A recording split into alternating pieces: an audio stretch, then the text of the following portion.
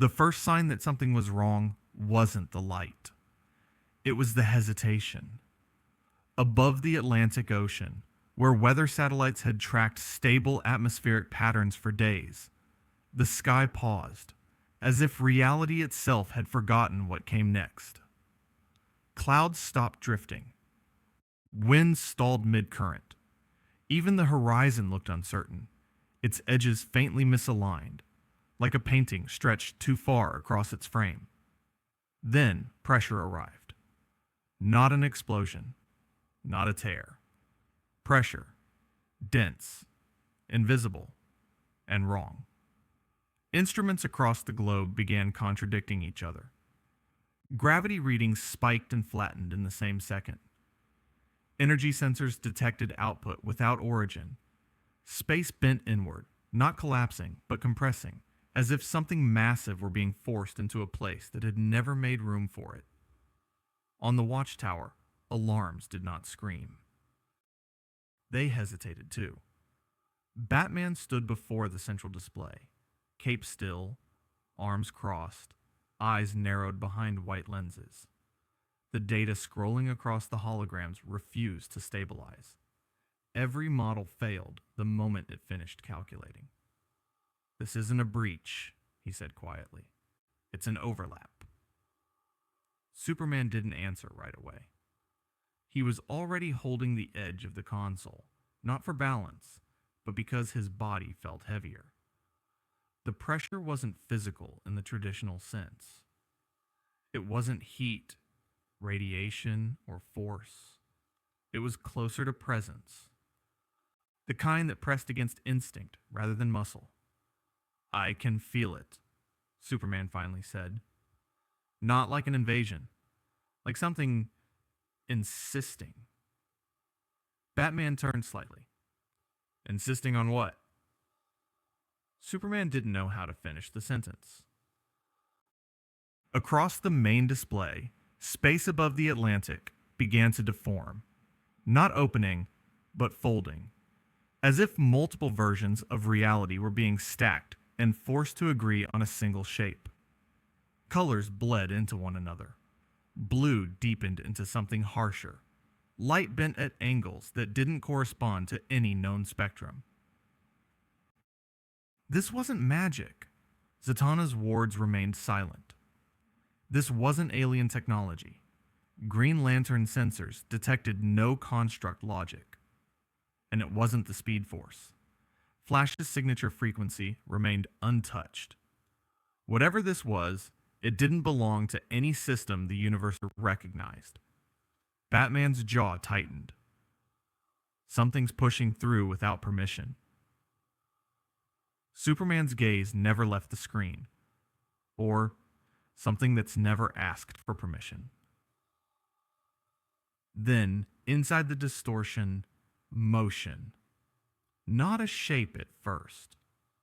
Not even a silhouette. Just movement. The pressure shifted rhythmically, almost playfully, like waves rolling against resistance. The compressed space rippled outward in short bursts, each one slightly stronger than the last. And then came the sound. A laugh. It wasn't transmitted through air. It didn't echo through space. It arrived directly. Low, careless, full of reckless joy. Not malicious, not controlled. The laugh of someone who found the situation amusing rather than threatening. Several Watchtower systems shut down at once. Superman straightened. His expression hardened, not with fear, but with recognition of danger that didn't announce itself as such. That laugh, it's not hostile. Batman's voice was colder. That doesn't make it safe. The distortion surged. For a brief moment, the sky over the Atlantic reflected something else. Wooden textures, open blue horizons, sunlight unfiltered by pollution or satellites. A world defined by vast seas and lawless freedom brushed against a world built on order, control, and consequence. Then the pressure spiked. Every ocean sensor flared red as gravity inverted for less than a second. Ships lurched. Birds dropped from the air before catching themselves again. Tides recoiled as if the planet itself flinched. Superman clenched his fists. "It's coming through." "No," Batman corrected. "It already has. We're just catching up." The distortion collapsed inward, not sealing, not stabilizing, but releasing. The pressure vanished as abruptly as it had arrived, snapping reality back into alignment with a violent calm. Silence followed. No debris, no explosion, just an empty stretch of sky above the Atlantic that now looked wrong, as if it remembered something it was trying to forget. Sensors struggled to reacquire normal readings. Batman was already moving. Track anomalies worldwide. Anything unusual, physical, psychological, or ideological. "I'm going down there," Superman said.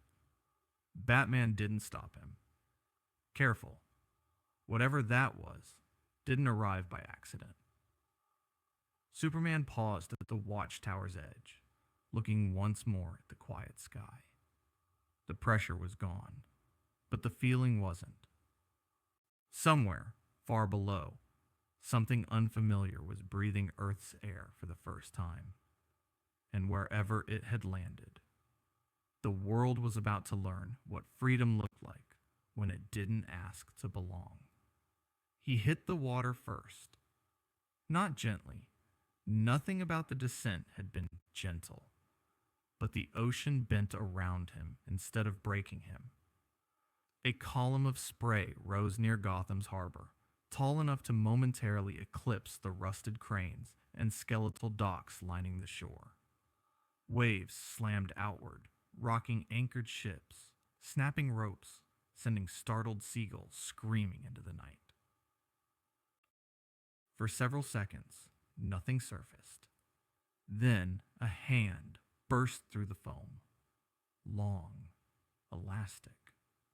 Fingers stretching far past what anatomy allowed before snapping back into place. The hand slapped the surface, followed by a head of messy black hair and a wide, unmistakable grin. Monkey D. Luffy inhaled deeply, salt water dripping from his chin. "Whoa," he said, looking around. "This sea feels weird." He pulled himself fully out of the water, rubber body stretching as he hopped onto the pier. The wood groaned under his weight, but didn't break. Luffy blinked, taking in his surroundings. No sunny horizon, no endless blue. Instead, steel, concrete, shadows stacked on top of shadows. The city loomed above the harbor like a jagged cliff face, its lights dim, its alleys dark, its air heavy with something sour and tense. He scratched his head. "This doesn't look like any island I know." A distant siren wailed. Then another. Luffy's stomach growled loudly, the sound echoing off nearby containers. He laughed, unconcerned. "Guess I'm hungry." That was when he noticed the people. Dock workers had frozen mid-task, eyes wide, mouths half open. A few had dropped their tools. One man backed away slowly, as if sudden movement might provoke something terrible. None of them spoke. They simply stared at the boy in the red vest and straw hat, standing barefoot on a Gotham pier, as if he had climbed out of a nightmare. Luffy waved. "Hey," he called cheerfully. "Do you guys have meat?" No one answered. Instead, one of them turned and ran. That broke the spell. Shouting erupted. Someone yelled about a meta. Another shouted for the police. Phones came out, shaky hands recording. Fear spread faster than curiosity ever could in Gotham. Luffy's smile faltered. Not disappearing, just tilting with confusion. Huh? Did I say something wrong? Police cruisers screeched into the harbor minutes later, lights flashing red and blue against the black water. Officers spilled out, guns raised, voices sharp with panic, thinly disguised as authority. "Don't move!" one shouted. "Hands where we can see them!" Luffy blinked again. He raised his hands instinctively, stretching them high above his head without realizing how far they went.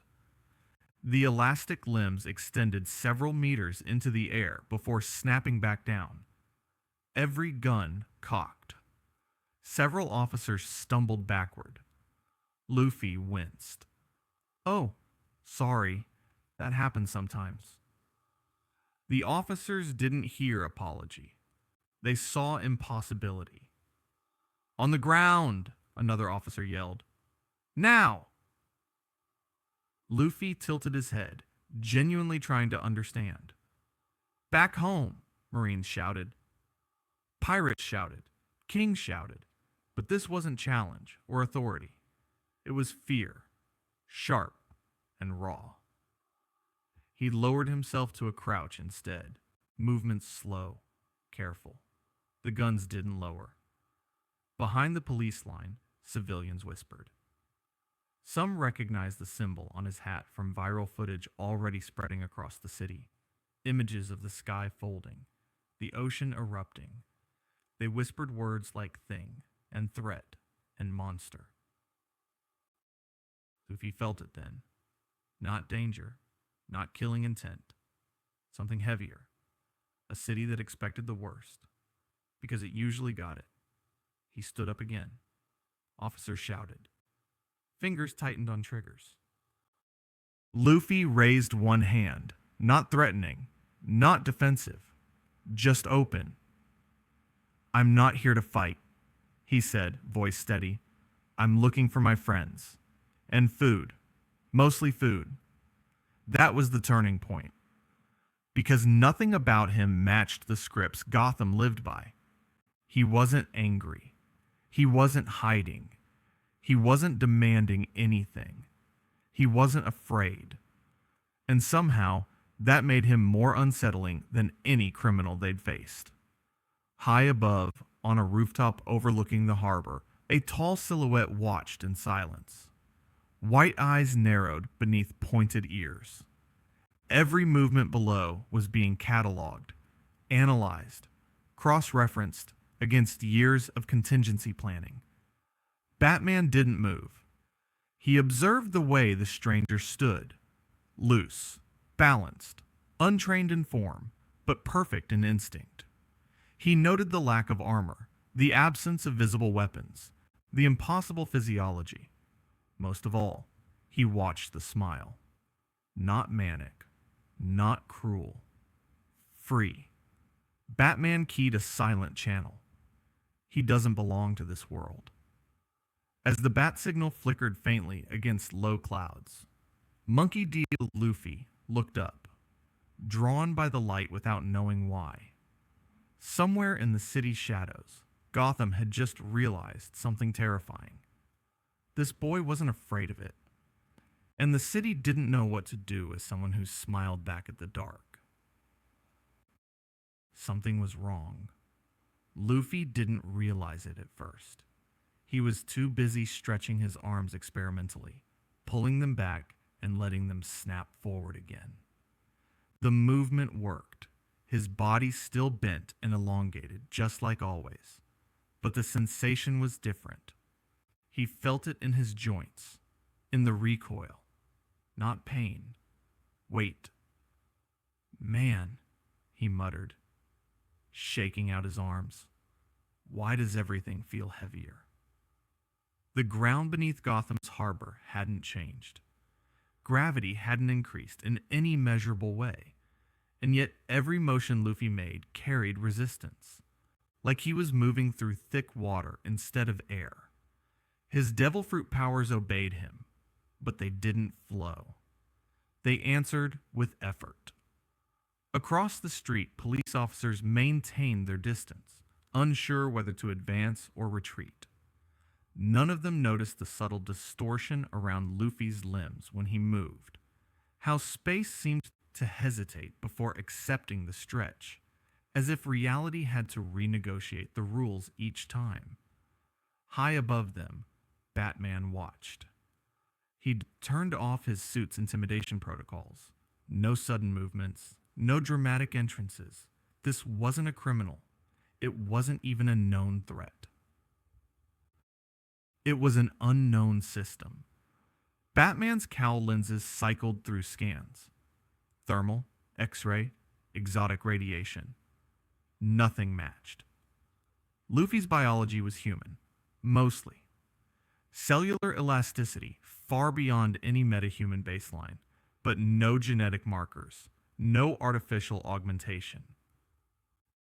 Not alien, not technological, not magic. Batman frowned. Then what are you? Below, Luffy closed his eyes. It wasn't intentional.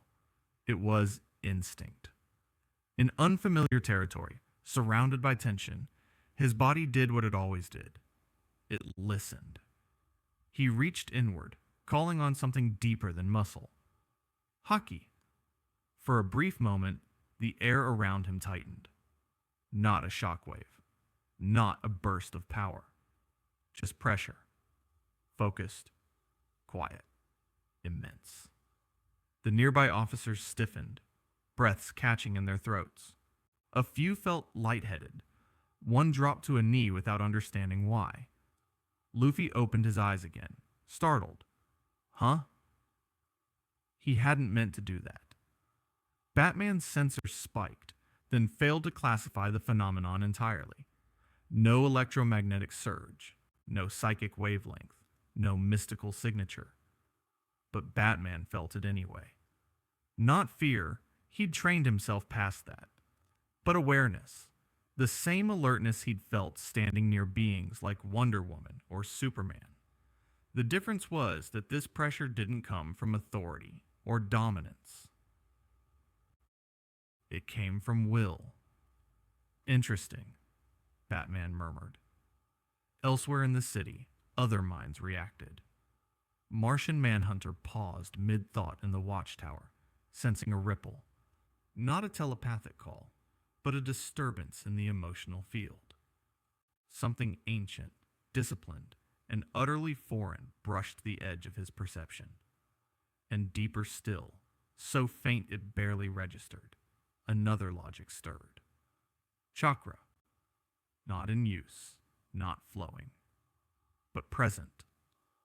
Like an echo trapped in the walls of reality itself. The universe remembered a different system of power, one built on internal balance and spiritual circulation. It didn't manifest fully, but it resonated when Luffy's will pressed outward, as if the world were briefly reminded that there were other ways to exist. Back on the docks, Luffy frowned and scratched his cheek. That didn't work like it's supposed to. A police officer, emboldened by confusion and fear, fired a warning shot into the air. The sound cracked through the harbor. Luffy flinched, not from fear, but surprise. His body reacted before his mind did. He stepped forward, rubber muscles tensing, arm drawing back, and stopped. The resistance slammed into him. Not a wall, not a force field, just refusal. His arm stretched, but slower than usual. The air felt thick, uncooperative. The simple act of moving demanded intent. Luffy's eyes widened slightly. Oh, he said softly. So that's how it is. Batman leaned forward. That moment was the revelation. Luffy wasn't overpowering the world. The world was pushing back. And Luffy was adapting. Most beings brought into Gotham tried to dominate it, bend it, or escape it. This one adjusted his footing, recalibrated his strength, and smiled like the challenge amused him. Batman's mind raced. No known countermeasures applied. You couldn't neutralize him with kryptonite, magic dampeners, or tech suppressors. You couldn't outthink him the way you outplayed criminals, because he wasn't operating on strategy. He was operating on instinct and resolve. Luffy relaxed his stance, rolling his shoulders. Guess I can't mess around here. He looked around at the officers, at the civilians watching from a distance, at the dark city that seemed to stare back without blinking. Don't worry, he said, grinning again. I'll figure it out. Batman felt something cold settle in his chest.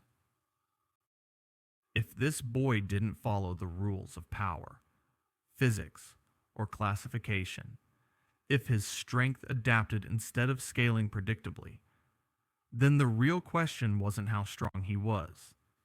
It was how long the world had before he learned how to push back harder. And somewhere in the city's shadows, contingency plans began forming around a threat no file could properly name. Gotham didn't break all at once. It cracked. The sound came from an alley 3 blocks inland from the harbor, metal scraping concrete. A shout cut short, the unmistakable click of a gun being chambered. In Gotham, those sounds were background noise, routine, invisible. Luffy heard them anyway. He had been wandering, hands tucked behind his head, eyes drifting from towering buildings to flickering signs. The city felt tight, boxed in, like it was holding its breath. He didn't like it, but he didn't hate it either. It just felt sad. Then the gunshot echoed. Luffy stopped walking. Down the alley, a group of armed men surrounded a corner store clerk who had made the mistake of closing late. Their faces were hidden behind cheap masks. Their voices were loud, sloppy, confident, in the way only people who believed the city belonged to them could be. Wallet. Now. Luffy leaned forward slightly, peering down the alley like he was trying to see around a corner on a ship's deck.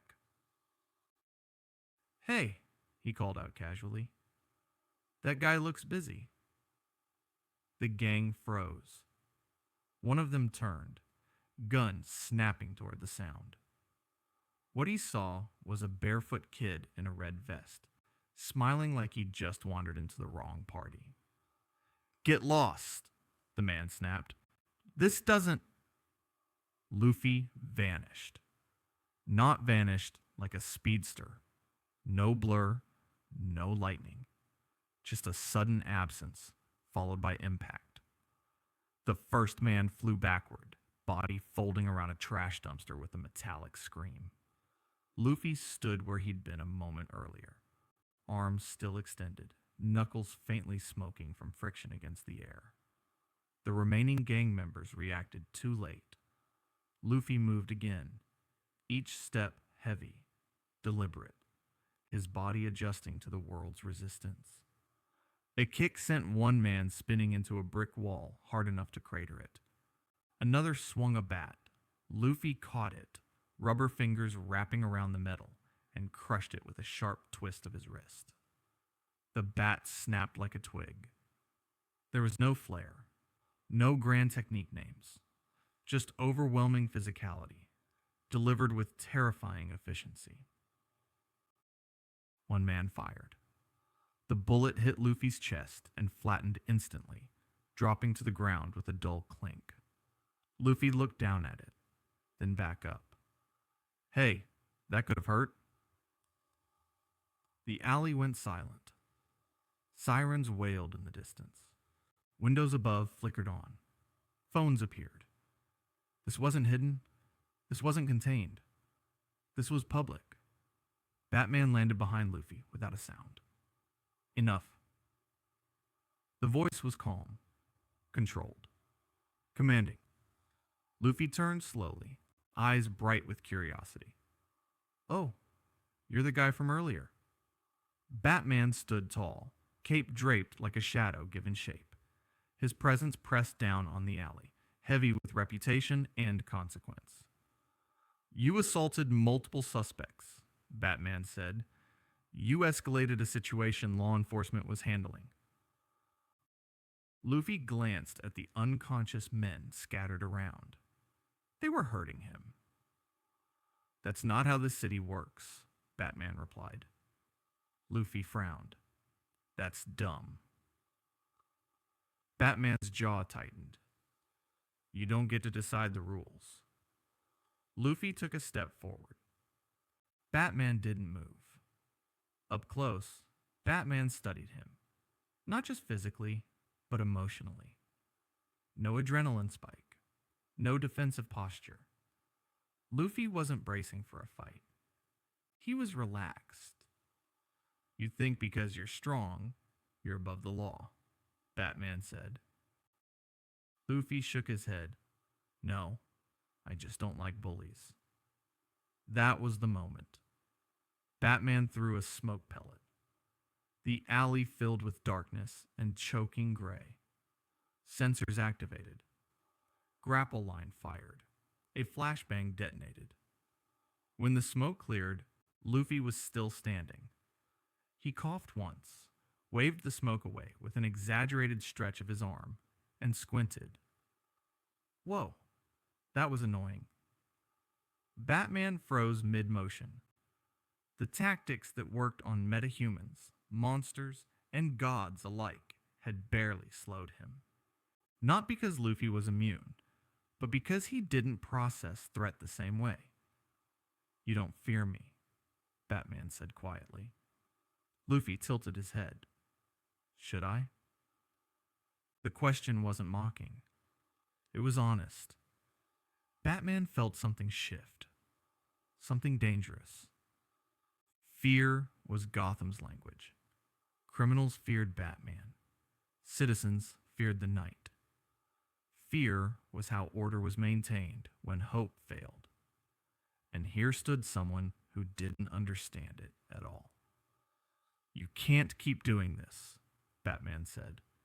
You'll force this city to respond.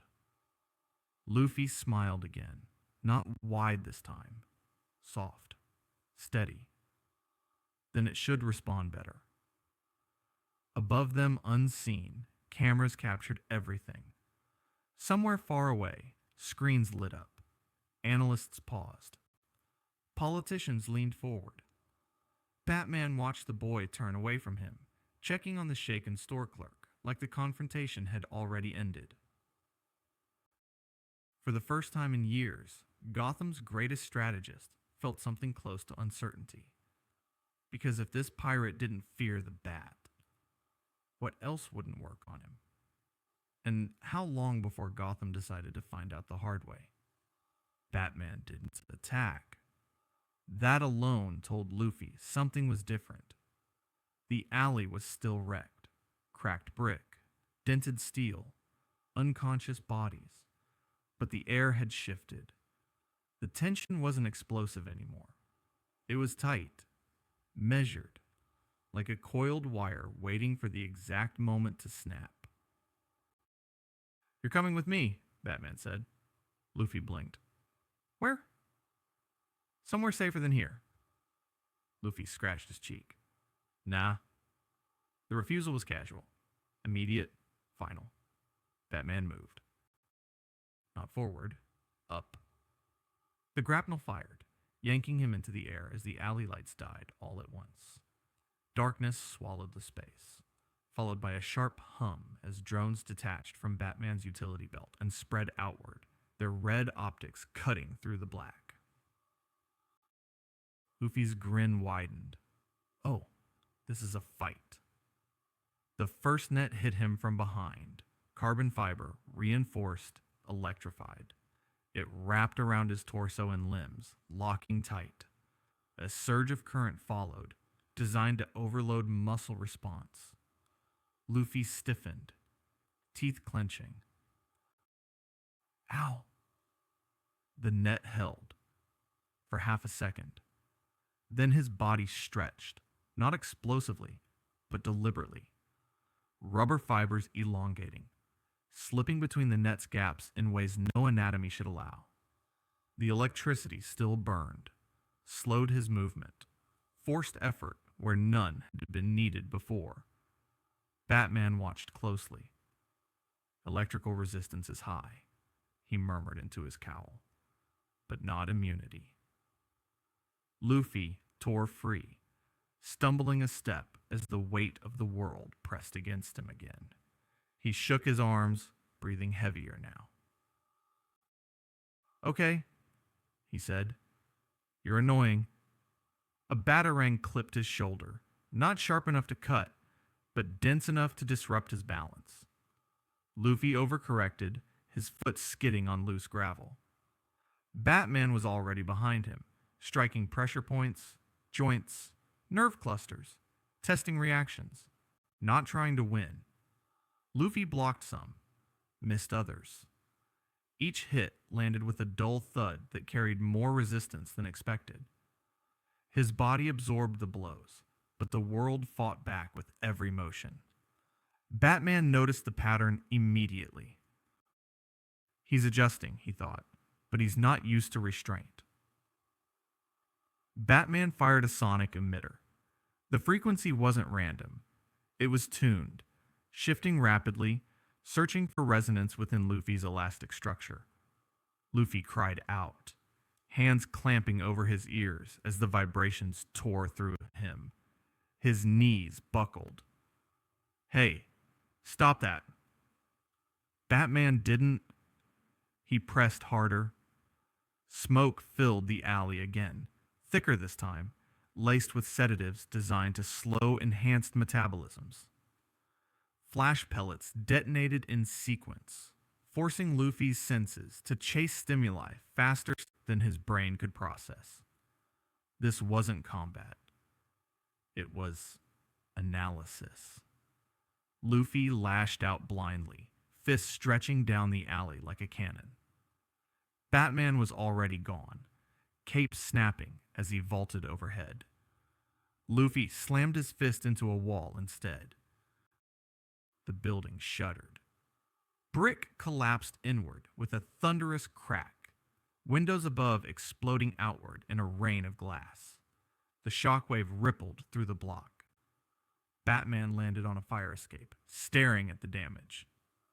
Strength exceeds baseline Superman-level metrics at close range, he noted.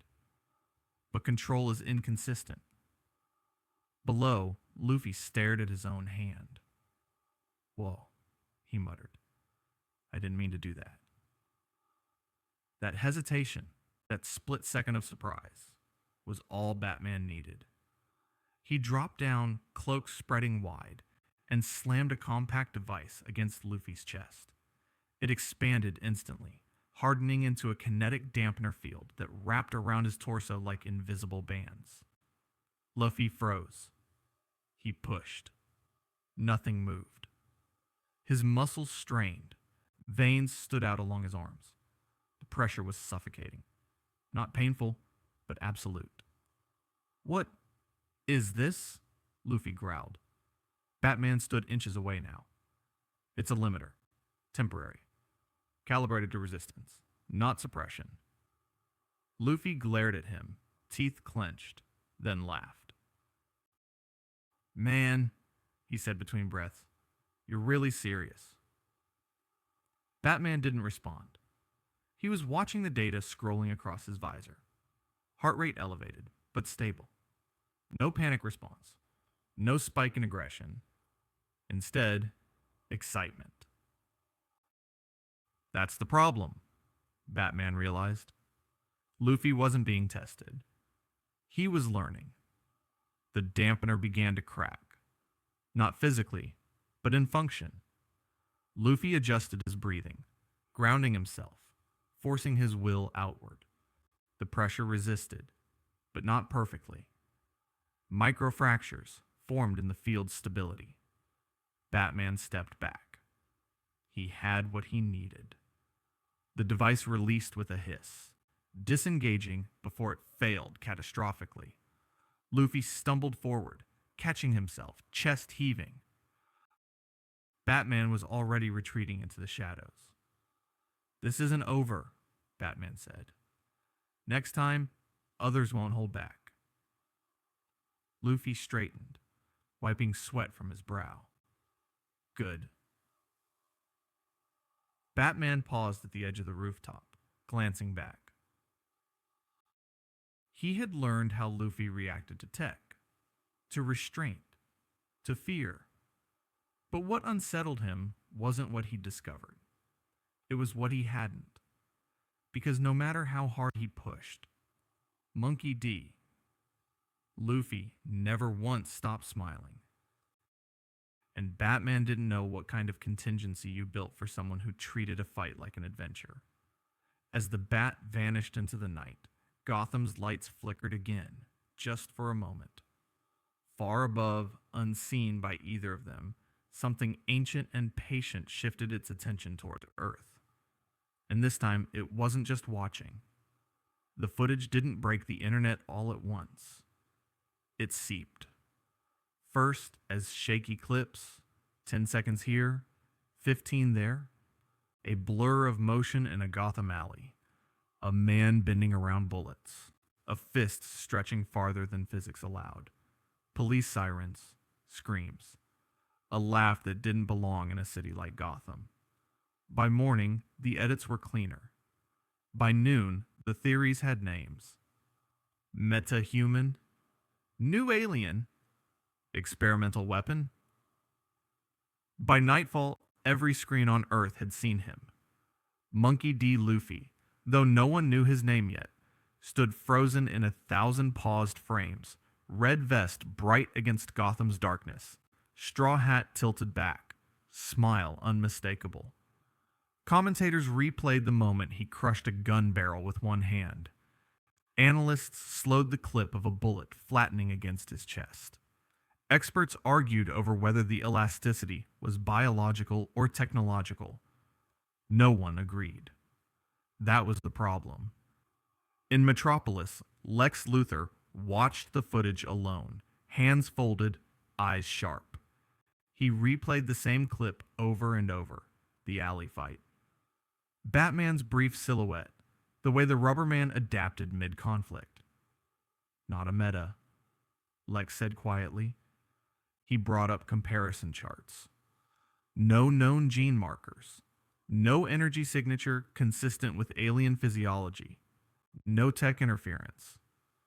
And not magic, he added, almost amused. Lex smiled. Because anything that didn't fit humanity's categories was either a god or an opportunity. At the Pentagon, Amanda Waller did not smile. She sat at the head of a long table, monitors lining the walls, each playing a different angle of the same incident. Her expression never changed.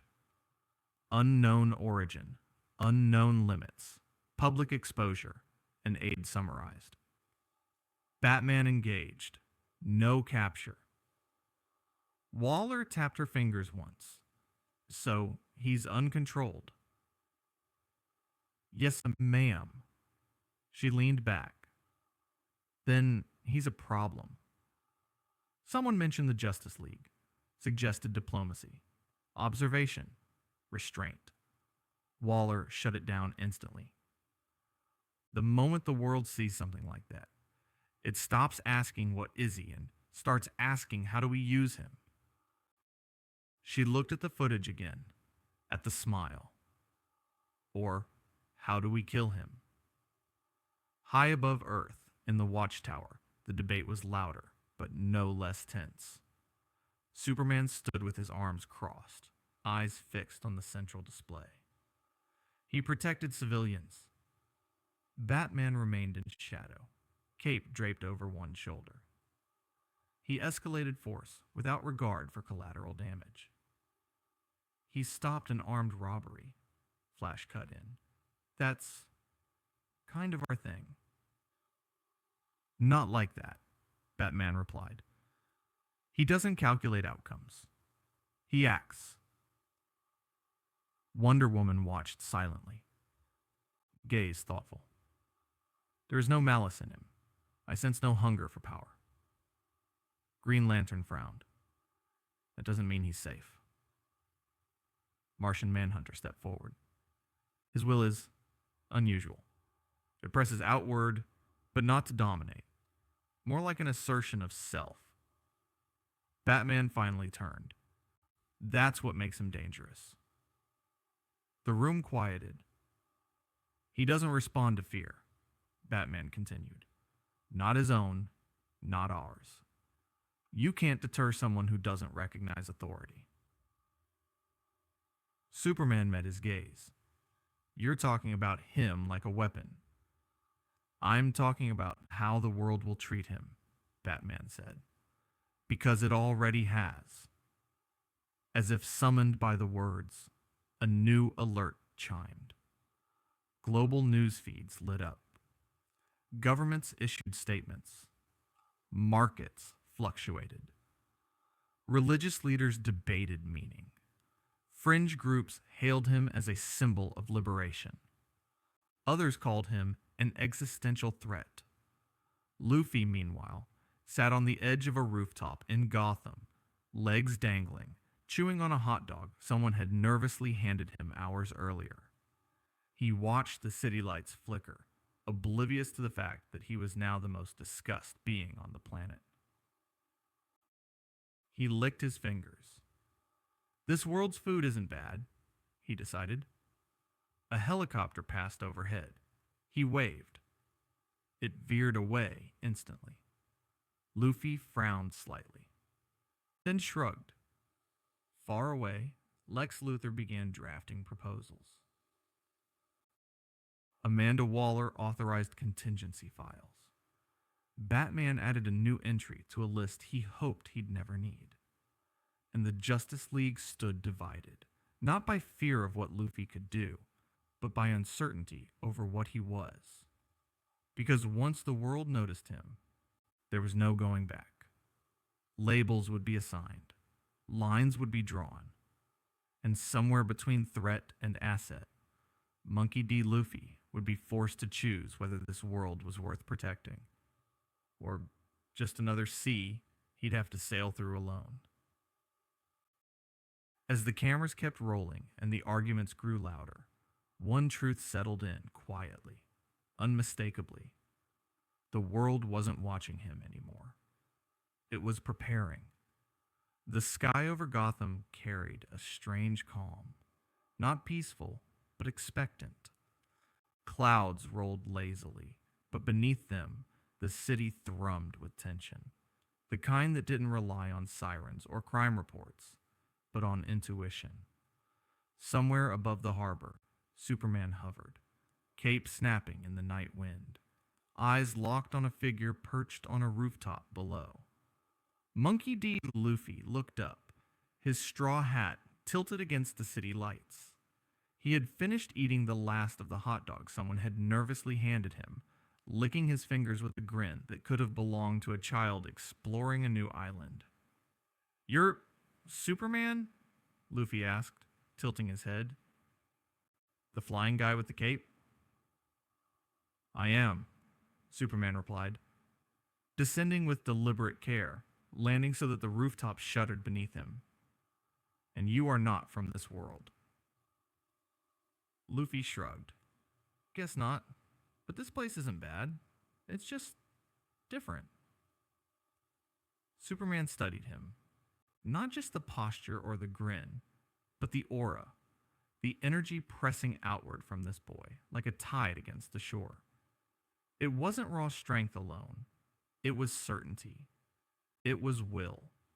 And it was unlike anything Superman had felt before. "You've already caused chaos," Superman said, voice low but firm. "You stopped a robbery and escalated it. You're breaking laws that keep people alive." Luffy's grin widened. "They were hurting people. I don't like that. Rules are kind of flexible, aren't they?" "Flexible?" Superman's voice hardened. "They're there to protect." "Protect," Luffy echoed, laughing softly. "I protect my friends, my crew. I'd fight anyone, even gods, if they threatened them." That admission carried weight, even in casual phrasing. Superman felt a chill, not from the threat of strength, but from the immovable loyalty behind it.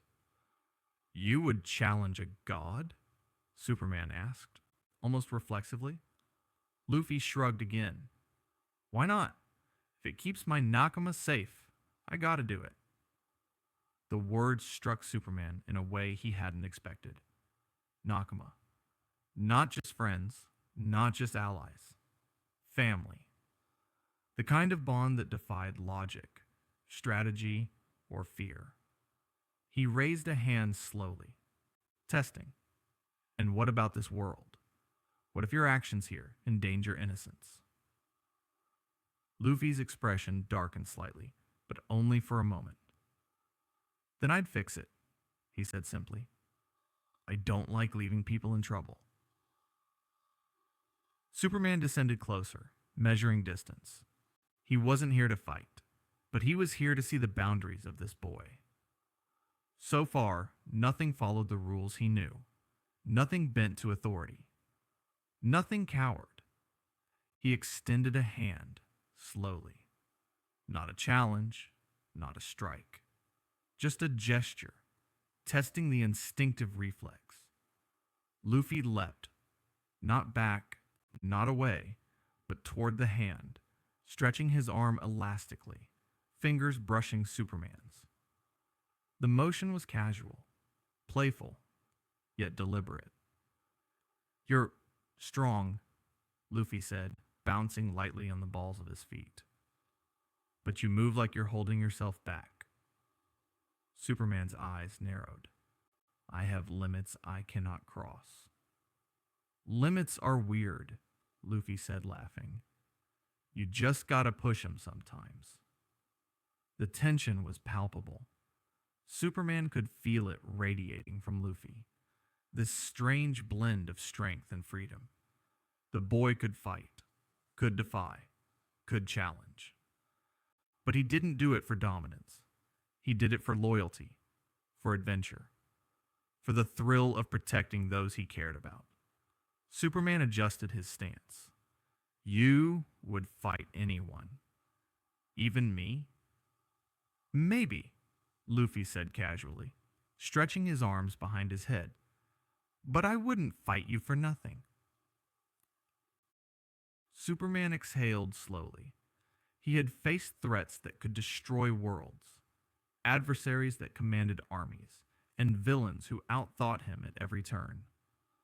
None of them had the same unshakable confidence. None of them operated outside the structure of fear and consequence. And that made Luffy unpredictable, dangerous, inspiring. You are not a king, Superman said, more to himself than to Luffy. You have no throne here, no authority. I don't need one, Luffy said. I got my crew, and that's enough. The statement carried a truth that resonated beyond this rooftop, beyond Gotham, beyond Earth itself. Strength wasn't about titles or control. It was about intent, will, and loyalty, and Luffy's was absolute. Superman studied him a moment longer, eyes narrowing as the city stretched out below. Somewhere deep in his mind, an unsettling thought took root. This boy would challenge everything, even gods, if it meant keeping his family safe. A gust of wind ruffled Luffy's hat. He looked toward the horizon, toward lights he hadn't charted and dangers he hadn't yet faced. Superman stepped back, cape snapping. Then we must watch him closely, he murmured. Luffy laughed again, carefree, turning back to the city like nothing mattered more than the moment itself. And in that instant, Superman realized the world had gained a force that could not be measured, restrained, or predicted. The question remained, heavy and unspoken.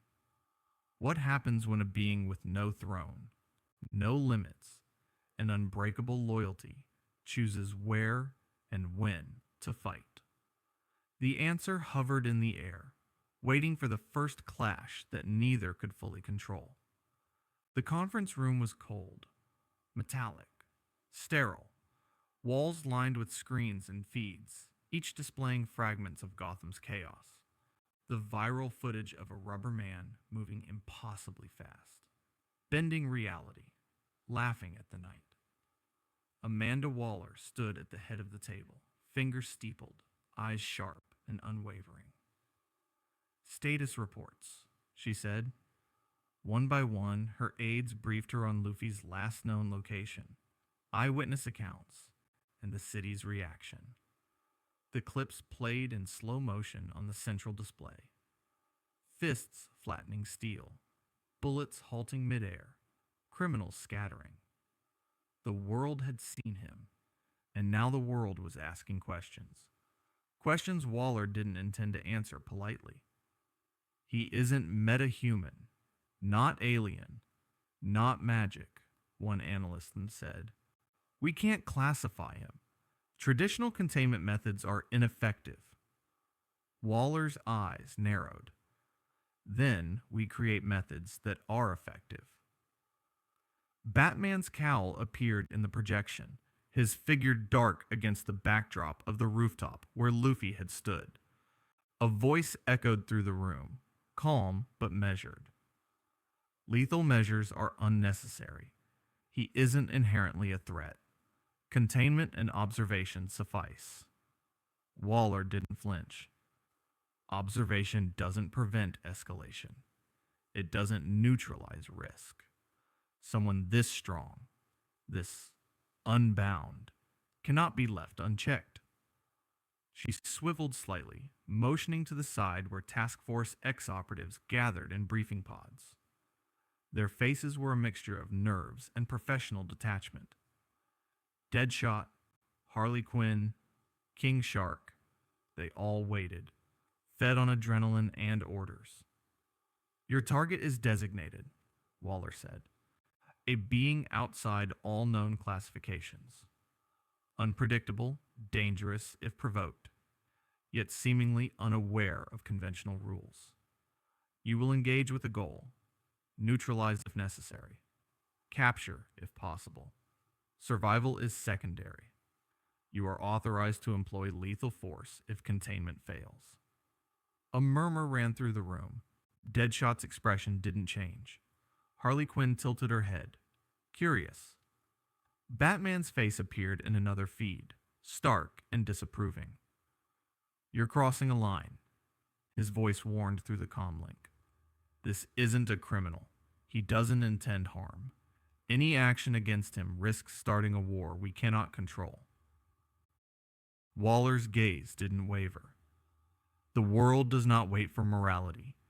Governments act when heroes hesitate. Task Force X does what the Justice League won't. This isn't punishment, it's preparation." Deadshot's eyes gleamed with understanding. "So he's a variable we manage before he manages us?" "Exactly," Waller replied. "He is not to be underestimated. Conventional strategies will fail. Contingencies have been drafted, but your improvisation is essential. Do not underestimate instinct, speed, or strength outside any known scale." King Shark cracked his jaw with a low, contemplative rumble. Harley twirled a bat idly, grinning. "Finally, some chaos I can respect." Batman's image flickered. "You're treating him like a weapon. What happens when he decides he doesn't want to be controlled?" "That is why we strike preemptively," Waller said, voice cold. "If the world notices him, he cannot be allowed to remain unbound. The longer he exists unchecked, the greater the threat becomes. This is not personal. It is survival." Across the table, analysts ran simulations. Elastic limbs versus bullets, rubber fists against drones, adaptability against containment fields. Each result ended the same way. Luffy adjusted, overcame, evolved. The algorithms blinked red with failure, one scenario after another. Waller's fingers tapped the table. We won't fail. If our operatives cannot stop him, new measures will be devised. This isn't about winning a fight. It's about control. The room went silent for a moment. The weight of the plan, of the world's unseen gears turning, settled over everyone. Batman's image remained in the feed, calm but rigid. Control is an illusion, he said softly. Some forces cannot be contained, and some intentions cannot be predicted. Waller's eyes glinted. Then we'll force the illusion anyway. And somewhere, far above the city, Monkey D. Luffy laughed, completely unaware that the world had decided he was a variable to be neutralized, that unseen eyes were tracking him, calculating how to bring a force of nature under leash.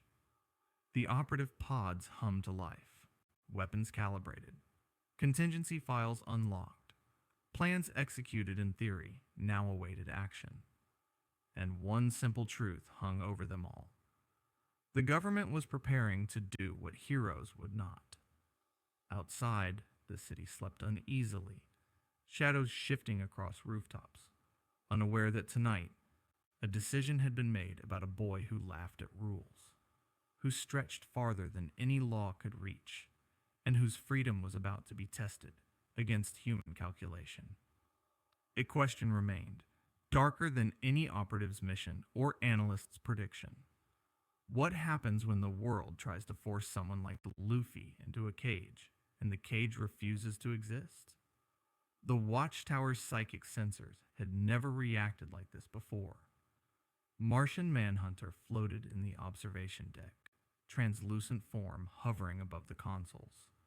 His mind stretched outward, seeking the subtle hums of thought across Gotham, across Earth, even farther. It was a habit, a second nature, but tonight it met resistance unlike anything he had encountered.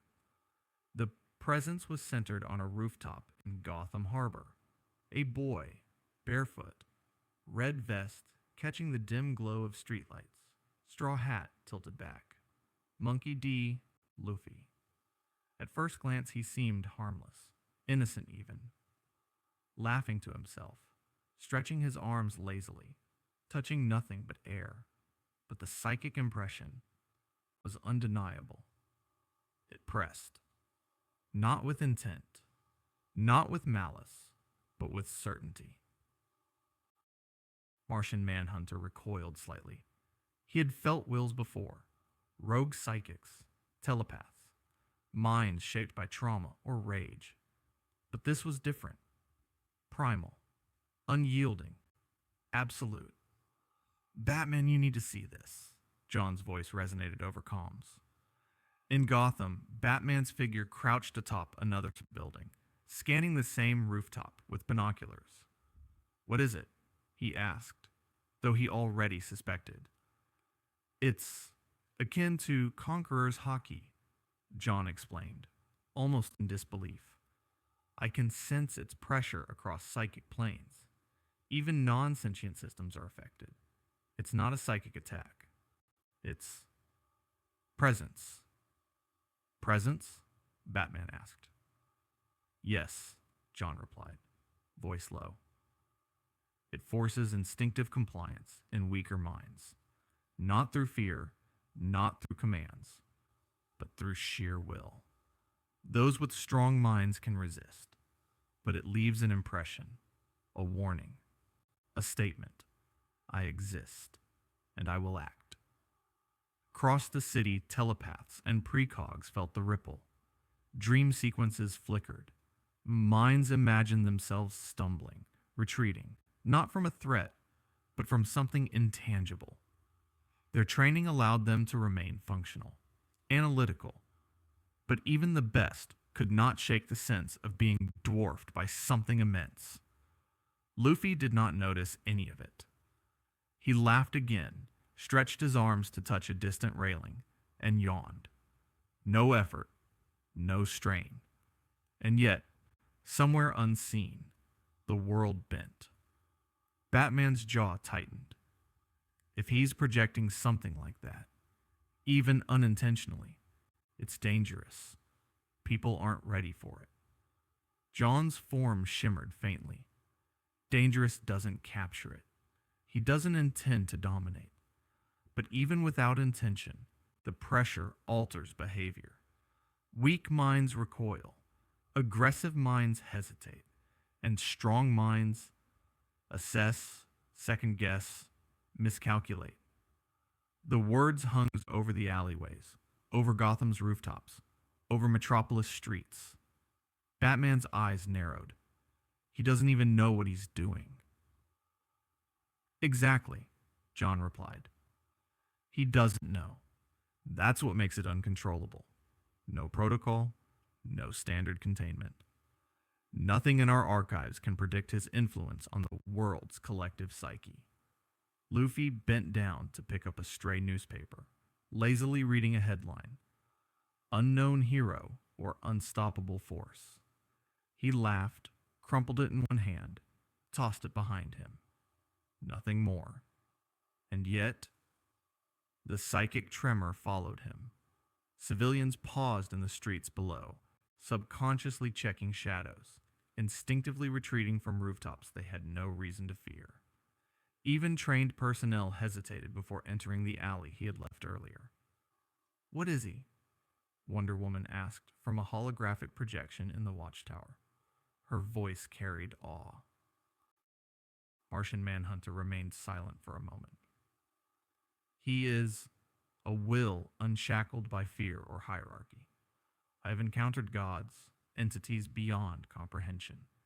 And yet, this boy exerts pressure as if the universe itself recognizes him." Superman frowned. "Are you saying he could challenge us?" "No," John said carefully. "He doesn't seek to dominate, but the world reacts as if he does, and that is unprecedented." Batman exhaled sharply. "So containment, diplomacy, deterrence, all useless?" "Until we understand him," John said. "Yes." Luffy yawned again, swinging his legs over the edge of the rooftop, staring at Gotham Harbor. "This city's fun. Kinda dark, but fun," he said. "I wonder if there's anyone strong around." Even his words carried weight. Not a threat, but a promise. And somewhere in the Watchtower, every sensor, every analytic system, every trained mind acknowledged it silently. The world's laws, both physical and psychological, bent around Luffy.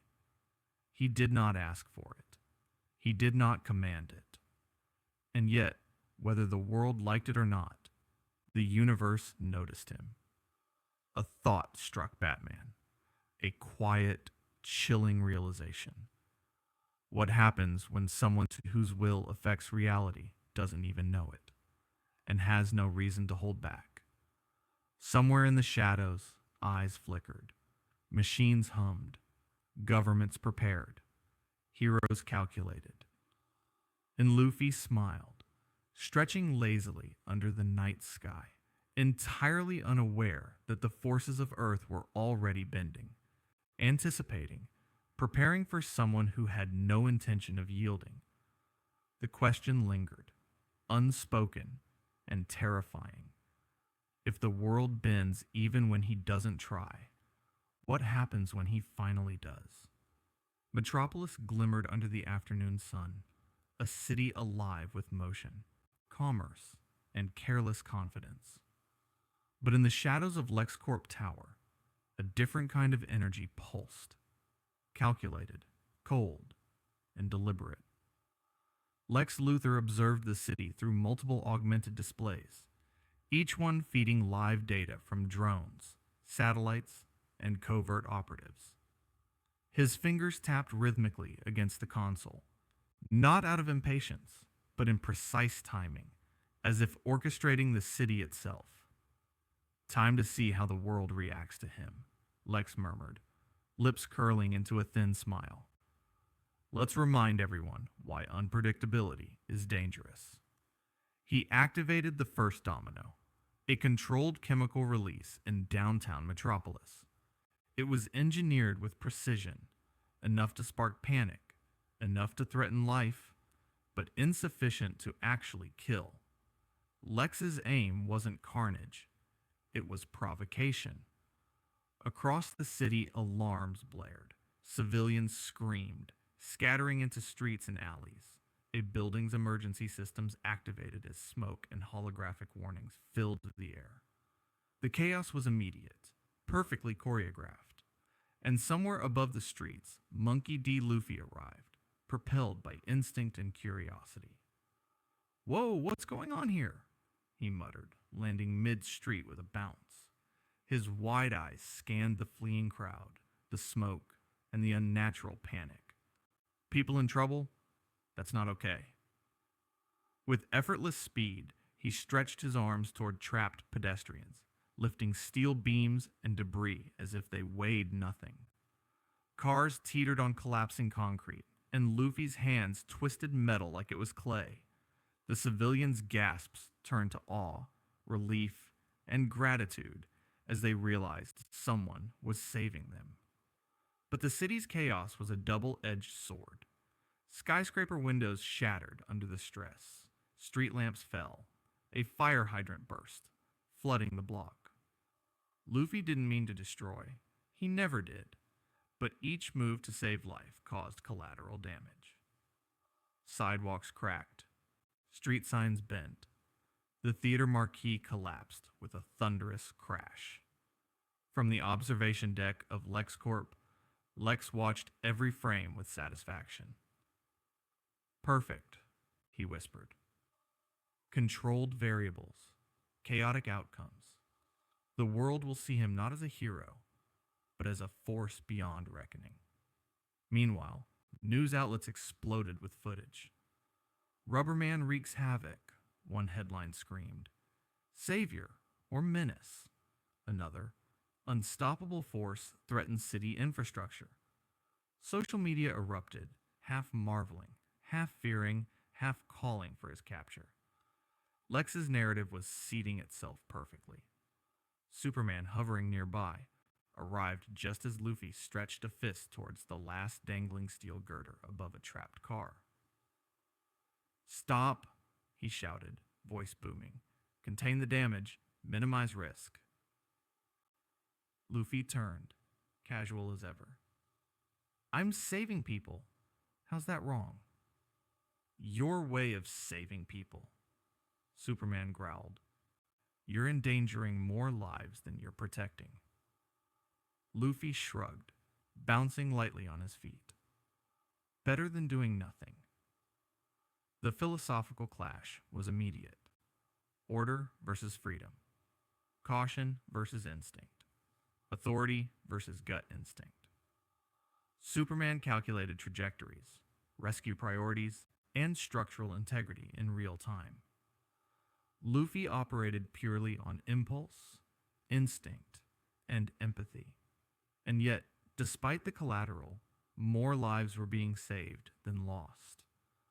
In the shadows, Batman observed through binoculars, his jaw tightened. Lex's fingerprints were everywhere. The chaos wasn't random, it was engineered. Luffy was reacting naturally, morally, but he was feeding into Lex's larger design. Lex's voice echoed across secure channels to a private press feed. "Observe," he said. "A man of extraordinary abilities. Uncontrolled, unclassified, and unbound. What happens when a hero, or a threat, has no checks, no balance, no limits?" The statement reached journalists, government officials, and social media alike. Already people were arguing, debating, and fearing. The world's perception shifted. The boy in red was no longer just a strange anomaly. He was a symbol of uncertainty. Luffy, oblivious to the narrative being written about him, grinned, stretching his arms to lift another piece of falling debris. "This city's fun," he said, voice echoing against shattered glass. "But man, people need better sidewalks." Superman's eyes narrowed. Lex engineered this, he muttered, scanning the chaos. He's not testing him. He's manipulating public perception. Every heroic act is being twisted into a liability. Even as Luffy continued to rescue civilians, the cumulative damage created the illusion of menace. Collateral destruction, no matter how unintentional, was feeding Lex's narrative. Superman and Batman shared a glance, a mix of frustration and concern. The question was no longer about Luffy's abilities, but about the world's interpretation of them. And somewhere atop LexCorp Tower, Lex leaned back, fingers laced. He had provoked the Rubber Man into action, and now the world was reacting exactly as he intended. Hero or threat? The answer depended on who was speaking. And as the city burned in flashes of chaos and relief, one thing became terrifyingly clear. The world was about to choose. And Luffy had no idea he was the centerpiece of their decision. Because somewhere in Lex's plan, the final move was still to come. The city lay quiet after the storm of chaos had passed. Broken windows glimmered under streetlights. Smoke curled from minor fires, extinguished just enough to leave the scent of ozone and scorched concrete in the air. Gotham never truly slept, but tonight it seemed to pause, like the city itself was taking a breath after witnessing something it could neither comprehend nor control. Monkey D. Luffy perched atop a high rooftop, legs dangling, straw hat shadowing his eyes. The adrenaline of rescuing civilians had ebbed, leaving a rare moment of stillness. Around him, the remnants of panic lingered, shattered storefronts, twisted metal, and the distant wail of sirens. Normally, he would have laughed, stretched, and moved on. Normally, adventure alone was enough. But tonight felt different. A soft vibration in the air preceded a familiar presence. Superman landed beside him, silent, composed. He regarded the boy with eyes that had seen the collapse of mountains, the rise of alien armies, and the weight of worlds. But even he seemed cautious here. "You saved people," Superman said, voice calm but measured. "But," he gestured at the wreckage below, "this isn't your world. Here, even good intentions have consequences." Luffy turned, brushing dust from his vest. "I saved them. That's what matters, right?" Superman's gaze softened, yet there was an edge of weariness. Sometimes, intention isn't enough. Sometimes, the world doesn't see the heart behind the action. People will label you. They will fear you. They will try to control you. The words hung in the night air. Luffy frowned slightly, tilting his head. "Control me. They can't." Superman shook his head slowly. "Not all of them understand freedom the way you do. Here, even heroes must operate under laws, under governments, under expectations. Freedom isn't absolute. It comes with responsibility and limits." For the first time, Luffy's easy smile faltered. He looked down at Gotham Harbor, at the scattered debris, at the distant blue and red flashes of emergency lights. The same city that had screamed for help had also questioned his presence. The same city he had tried to save now feared him. "I thought being strong, helping people, going where I want, that's enough," Luffy said quietly. "In my world, that's all it takes. My crew.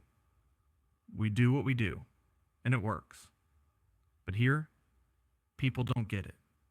Superman remained silent for a moment, letting the boy speak. Then he finally said, "Symbols are heavy things. Even I carry that weight." Luffy blinked, genuinely curious. You're Superman. People love you. They believe in you." Sometimes, Superman admitted. Sometimes they do, but the burden is constant. Every choice I make is scrutinized, questioned. Every action has consequences, whether I intend them or not. The stronger you are, the heavier the world watches you. And sometimes, you're alone, even when surrounded by millions. Luffy's eyes widened slightly. The concept was foreign. Loneliness while being needed. Isolation beneath admiration. On the Thousand Sunny, laughter always followed him. Adventure always followed him. Companions always stood at his side. But here, even victory carried suspicion. Even rescue brought consequences. I never thought about it like that, Luffy muttered, swinging his legs slightly. I just do things. For my crew, for people in trouble. That's it. Superman nodded. In your world, that works. Here, the rules are different. The world doesn't celebrate freedom. It regulates it. Even punishes what it cannot understand. Luffy remained quiet for a long moment, staring at the city below. His hands flexed, fingers brushing the edge of the rooftop.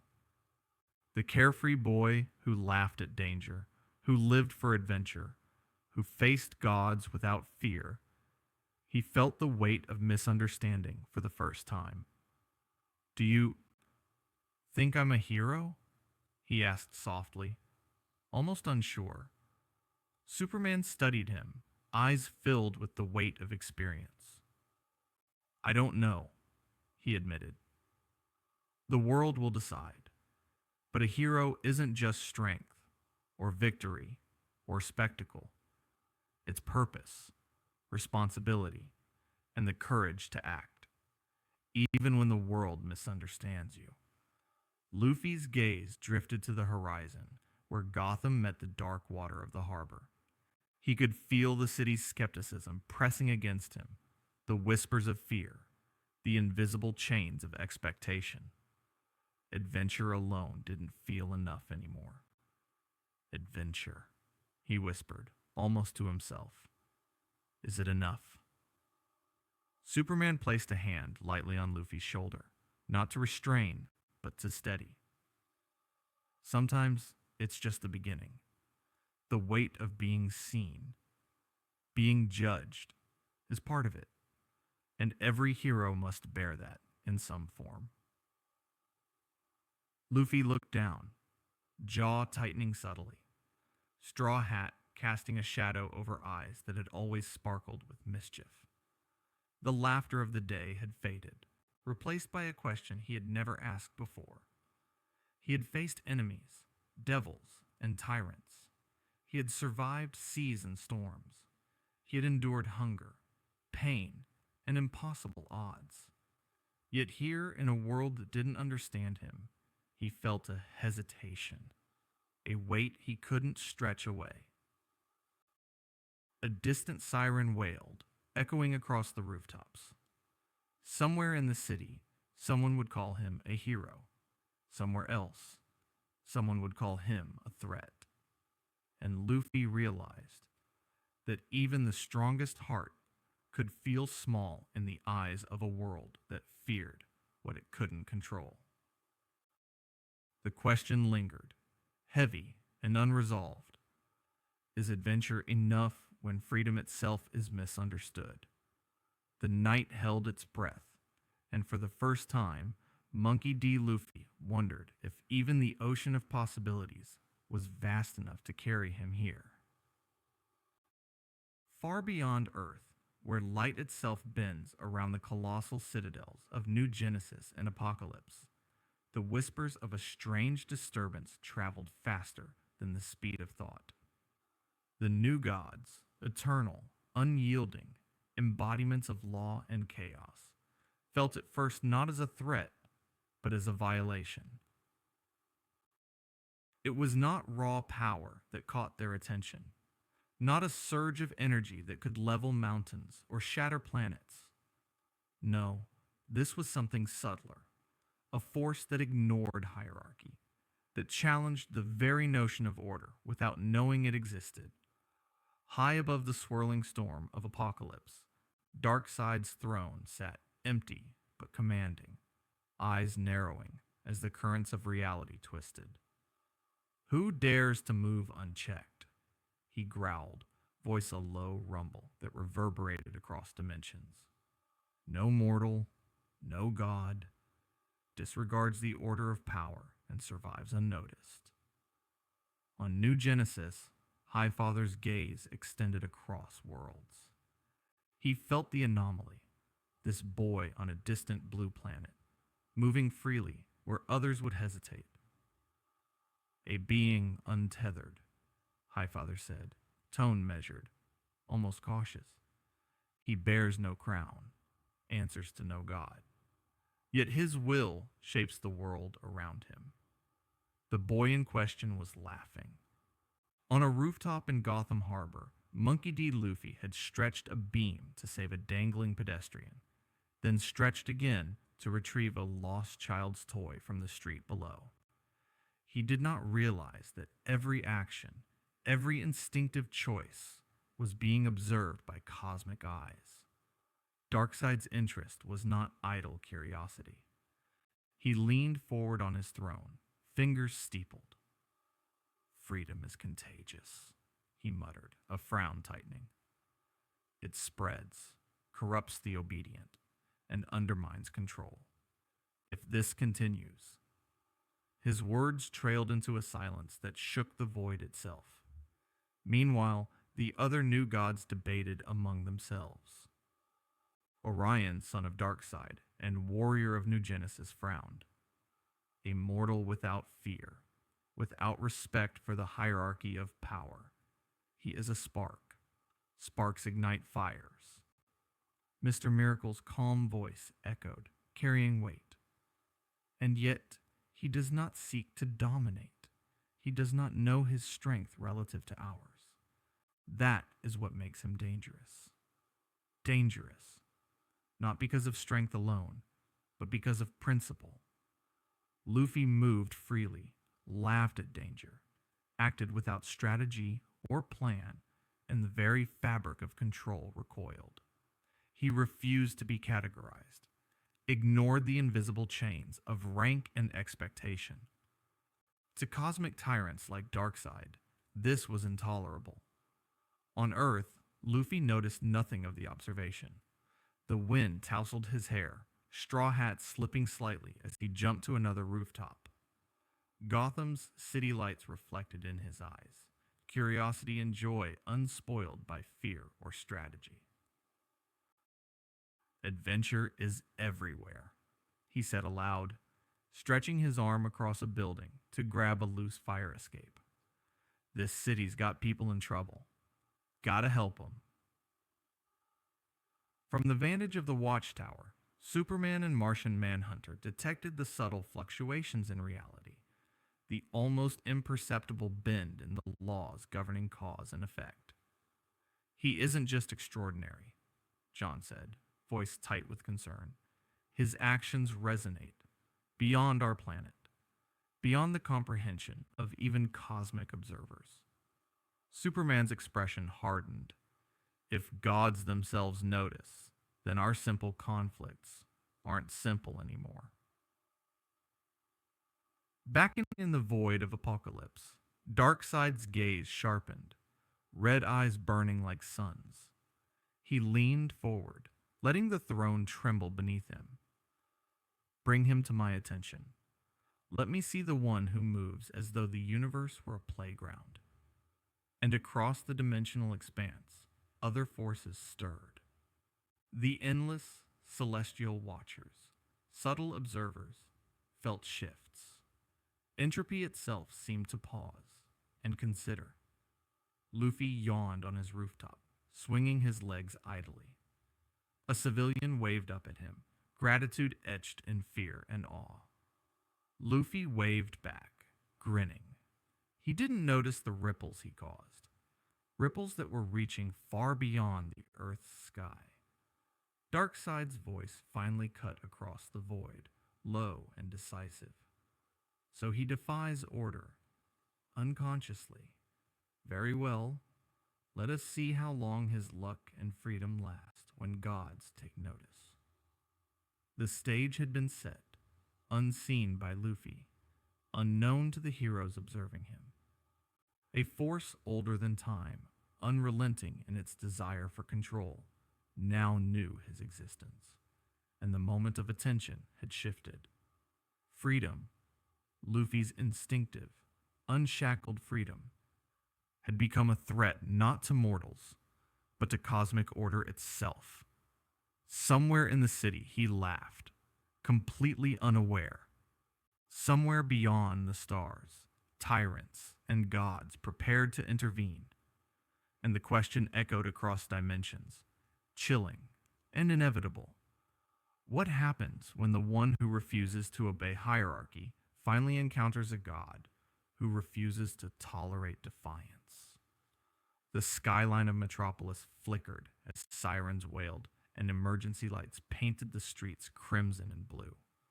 At first, it seemed like another accident, a gas explosion, a collapsed building. But the pattern was unmistakable to those who had seen war before. The attackers moved with purpose, coordinated, inhuman in their obedience. Parademons poured into Sector 7, descending from the skies with mechanical precision, weapons glinting under the sun. Superman and Wonder Woman arrived instantly, boots striking pavement and shields raised. Batman's voice cut through comms, calm but urgent. Sector 7, Parademons, not a full-scale invasion, just testing the response. Above the chaos, Luffy landed with a heavy thud, dust rising in clouds around him. The streets were already in panic, civilians scattering in every direction. He looked around, eyes sparkling with a mix of excitement and determination. "People need help. Let's go!" he shouted, stretching his arms casually to snatch a falling streetlight and toss it aside. The weight barely registered. The first Parademon lunged at him. Its movements were jerky, unnatural, but its strength was undeniable. Luffy grinned, bouncing lightly, stretching his fist in a single motion to punch the creature squarely in the chest. It flew back, crashing into a building. Windows shattered. Dust filled the air. Luffy had won, but only just. Another demon dove from the sky. Luffy stretched again, dodging with inhuman flexibility. His foot caught a second Parademon mid-leap, spinning it through the air like a rag doll. Civilians cheered, but the danger was relentless. Batman's voice broke over the comms, clipped. "Luffy, these aren't street-level criminals. They're trained soldiers. Don't underestimate them." "I know," Luffy shouted back, voice full of fierce joy. "They're strong, but I'm stronger." And yet, for the first time, he felt something unfamiliar. Resistance. A Parademon struck his side with a serrated weapon. The blow sent him skidding across asphalt, leaving a shallow gash across his ribs. Blood glinted in the afternoon sun. Luffy gritted his teeth, hissing, then laughed. "Bleeding? Huh. This is fun." He wiped the blood from his cheek, already stretching his arm to counterattack. The first sensation of pain had hit, but it didn't deter him. It excited him. He was alive, and alive meant challenge. The heroes around him were both awed and cautious. Superman moved to shield civilians, diverting Parademons with bursts of heat vision, while Wonder Woman swung her lasso to ensnare attackers. Batman directed from the shadows, coordinating strikes and evacuations. But Luffy was a force of pure instinct. Every punch, every kick, every stretch was unpredictable. Parademons that had been trained to suppress any resistance found themselves disoriented. Their strikes met air, metal, or the bouncing, stretching fist of a boy who shouldn't exist in this reality. Yet even as he fought, Luffy began to sense the scale of the threat. These weren't mere soldiers. They were extensions of Darkseid's will, god-tier operatives, testing the mettle of the one who had ignored hierarchy. Every strike against him was calculated, every movement a probe. Still, he smiled. Even with blood dripping and bruises forming, his grin remained. Heh, this is amazing. Strong enemies make me stronger. At that moment, a massive Parademon landed beside him, larger than the rest, claws sharpened, wings cutting through the wind like blades. Luffy took a deep breath and stretched his arm with an audible twang, sending a punch that shattered concrete and dented metal, but the creature barely staggered. Superman landed beside him. Luffy, this one is not just another soldier. It's different. You need to be careful. Careful? Nope. Luffy laughed, stretching both arms and spinning, striking the creature with a full-body gum-gum attack. The Parademon staggered, but rose again, relentless. The city shook with the force of their clash. Buildings quivered, glass shattered. Civilians hid in alleyways, caught between awe and fear. Batman's voice cut through again, tense. He's pushing his limits, and this isn't even the real enemy. Luffy's eyes lit up at the mention of a stronger challenge. He punched again, harder this time, blood mixing with sweat on his cheek. Pain and challenge had fused into exhilaration. He had never felt so alive. And as he fought, Darkseid's shadow flickered across the horizon, unseen but palpable. The god-tier forces had already assessed their quarry. Luffy's instinct, courage, and unyielding will were extraordinary, but he had never faced a god's deliberate attention before. Somewhere deep in the void, Darkseid's voice resonated, a low rumble that seemed to echo in the very streets. Interesting. He bleeds and smiles. Let us see if that defiance can survive judgment. Luffy ducked a massive claw swipe, rolled, then bounced back, fists ready, grin unbroken. The first real taste of pain had come, and he embraced it, laughing in the face of a threat that would have broken others. The question now hung over Metropolis like storm clouds. How far could a boy whose heart refused limits push against forces that answered only to gods? And the answer would not come without blood, fire, and a reckoning that even the new gods would watch with bated breath. The morning after the Parademon assault, Metropolis was quiet in a way that felt hollow. Smoke still curled from toppled signs and fractured streets. The aftermath of chaos measured not just in rubble, but in human lives. Emergency crews worked tirelessly, but there were no fanfares, no applause. Instead, the cameras caught something else. The unintended consequences of extraordinary power meeting ordinary fragility. Reports filtered in, and the narrative began to shift. A building that had been structurally weakened collapsed as Luffy had lifted a steel beam, just a fraction too late. Civilians were injured, not fatally, but enough to fuel the story. Rubberman causes civilian injuries, one headline screamed. Another broadcast echoed, Hero or Hazard, Gotham and Metropolis. Question the boy who fights like no one else. Inside the Watchtower, Batman's jaw was tight. Voice clipped as he analyzed the reports. Collateral damage. It's not accidental anymore. The public doesn't see intent. They only see outcome. Superman's eyes narrowed. Luffy's saving people, Batman. He isn't reckless. He's instinctive. He's trying. Try all you want, Batman countered. Pacing, cape brushing against the console. When every move you make leaves the world questioning whether you're a savior or a threat, you start losing the people who need protection the most. And worse, you lose control over how others perceive you. That perception shapes everything, from governments to gods.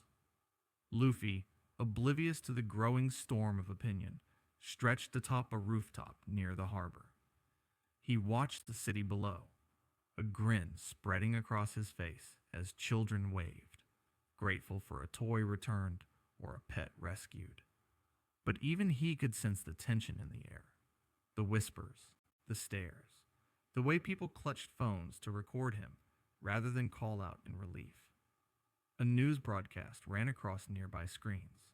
A voiceover detailed the unexpected damage caused during the Parademon skirmish, listing injuries, property damage, and ongoing city disruptions. Lex Luthor's smirk graced the segment in pre-recorded commentary, subtle enough to avoid outright accusation, but sharp enough to plant doubt. When extraordinary powers act without oversight, how can we trust the results? Luffy frowned, tilting his head.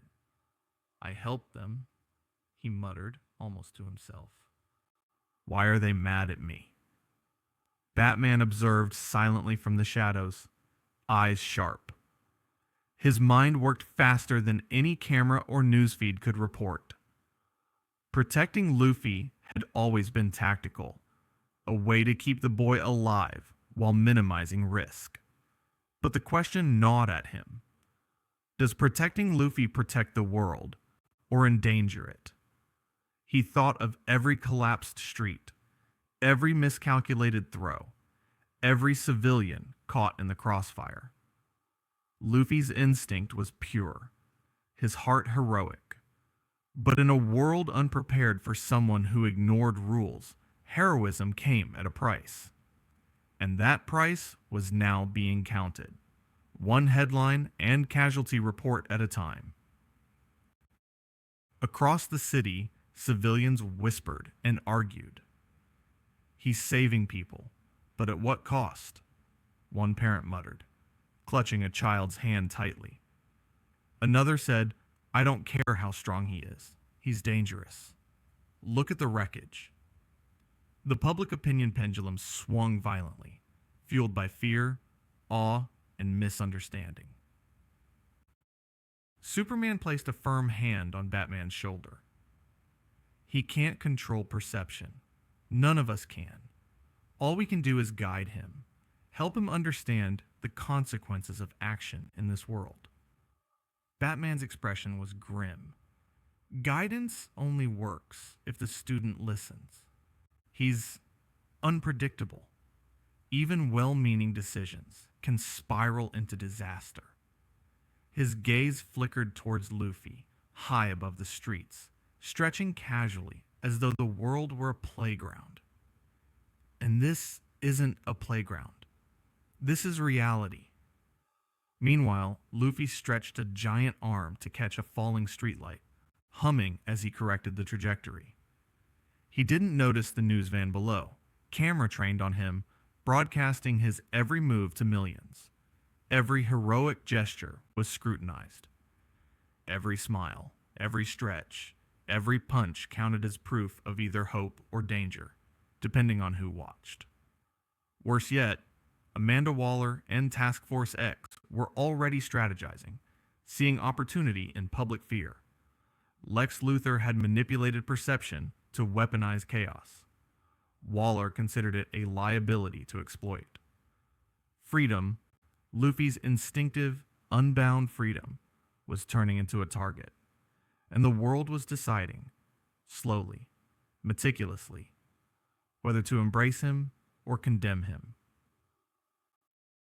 Luffy finally noticed the tension, tilting his head, staring at the news screens. People don't like me.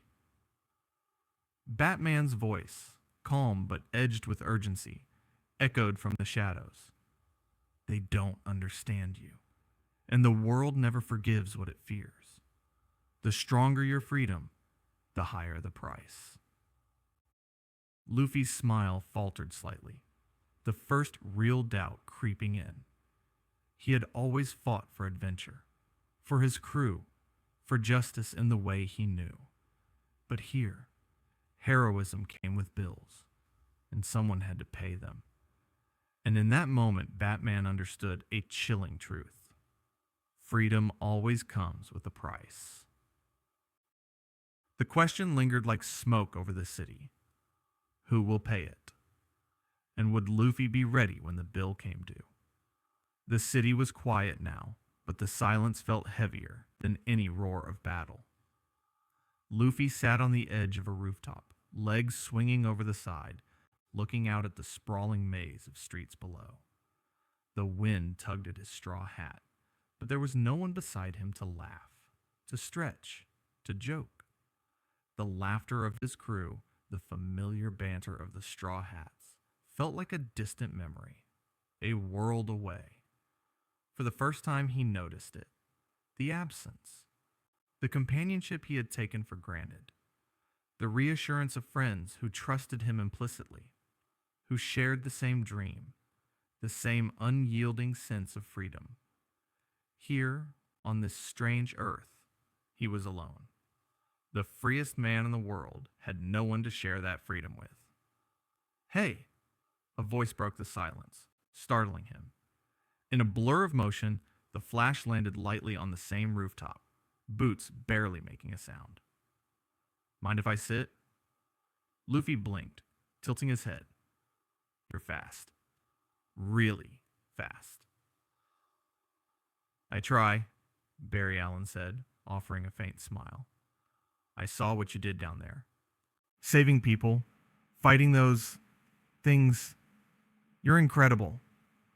"Thanks," Luffy grinned, though it was faint, less confident than usual. "But it's kind of lonely here."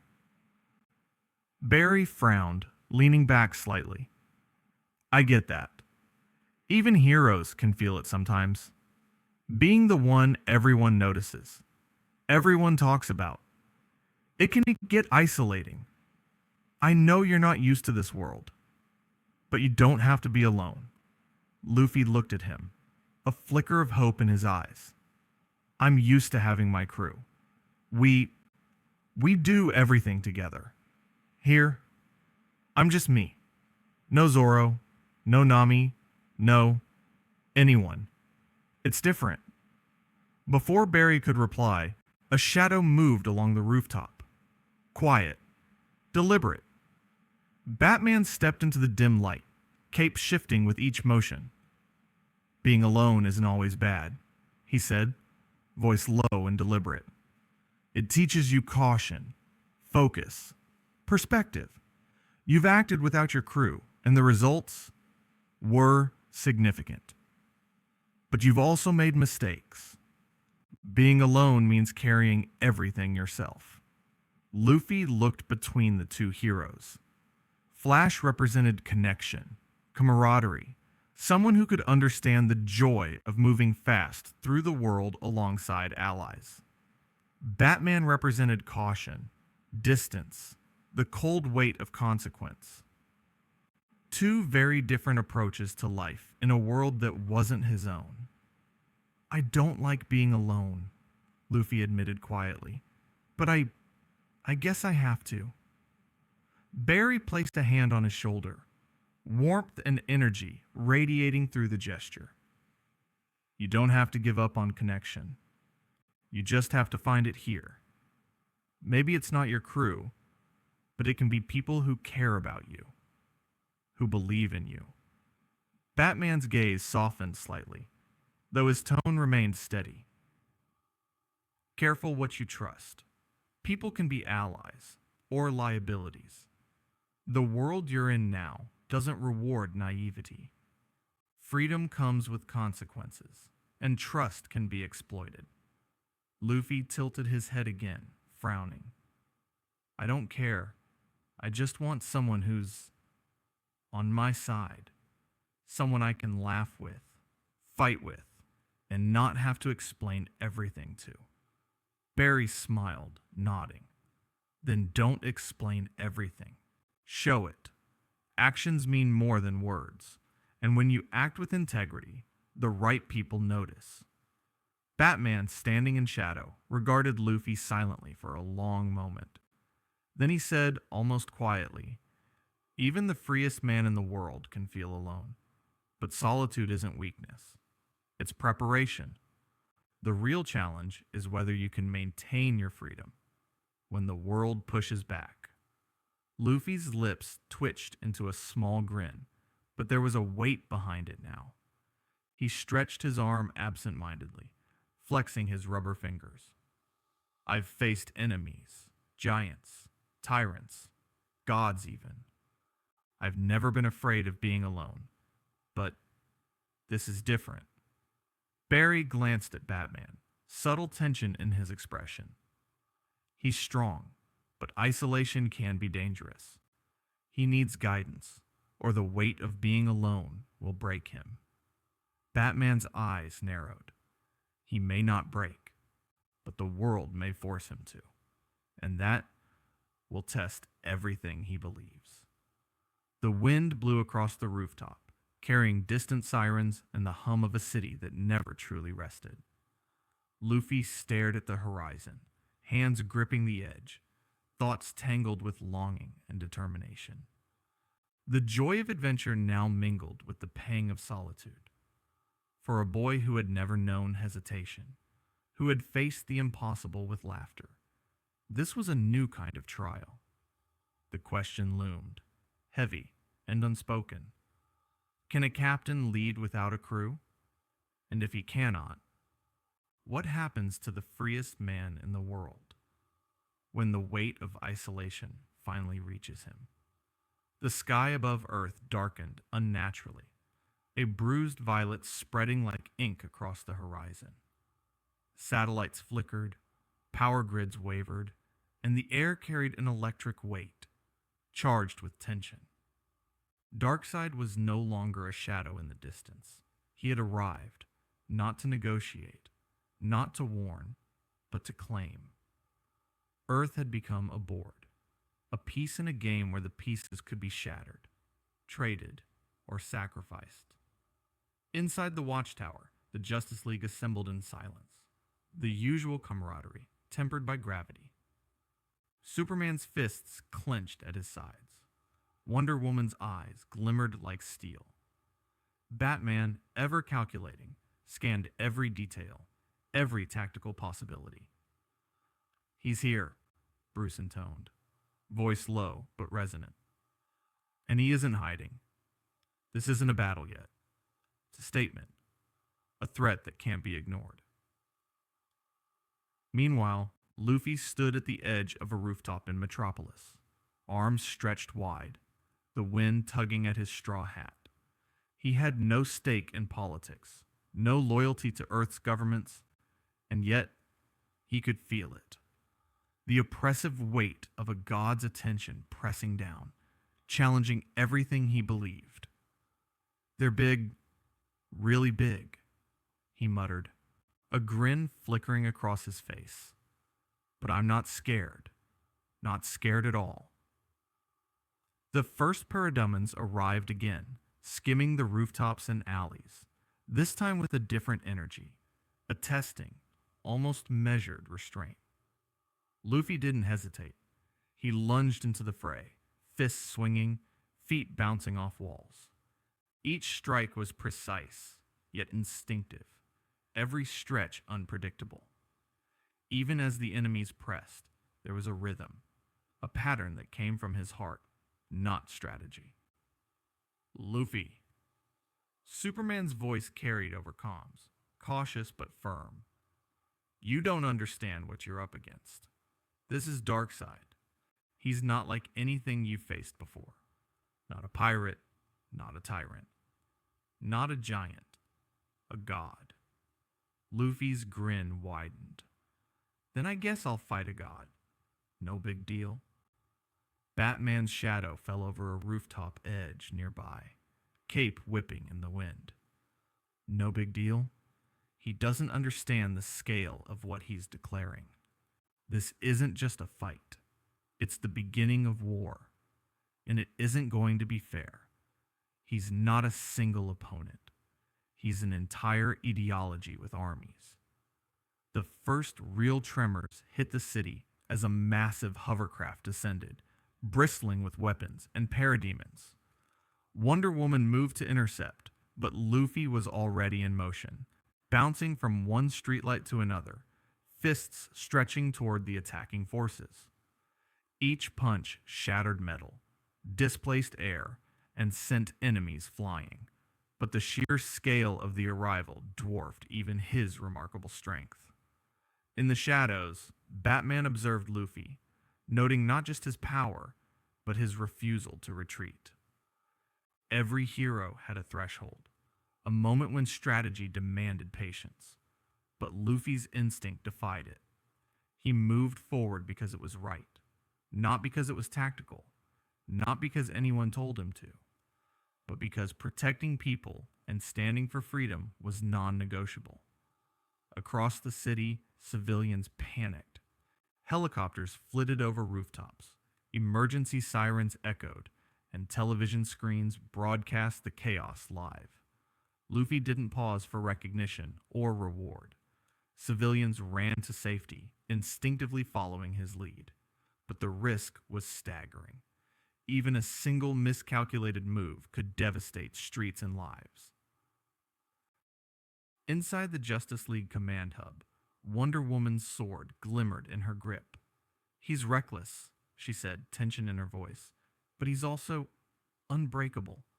He's the only one moving forward when the rest of us hesitate." Superman's jaw tightened. "That's what terrifies me. He doesn't calculate odds. He doesn't fear consequences. And yet, he's doing what all of us have considered impossible. Standing against an approaching god with nothing but courage and instinct." Luffy's laughter rang out as a Parademon swung a mechanical arm at him. He twisted midair, barely dodging, then countered with a gum-gum Gatling, sending enemies scattering like leaves in the wind. His rubber fists connected with calculated chaos, but he could feel the difference. These enemies weren't testing him. They were probing, measuring, recording. Darkseid's presence was a force field around them, warping everything from physics to fear. Batman's eyes narrowed beneath his cowl. If he keeps moving forward like this, it will draw Darkseid's attention fully. Luffy doesn't understand that he's the bait, the signal, the spark that could ignite a conflict the world isn't ready for. Above the city, Darkseid's silhouette emerged, massive, unyielding, eyes burning with cosmic fire.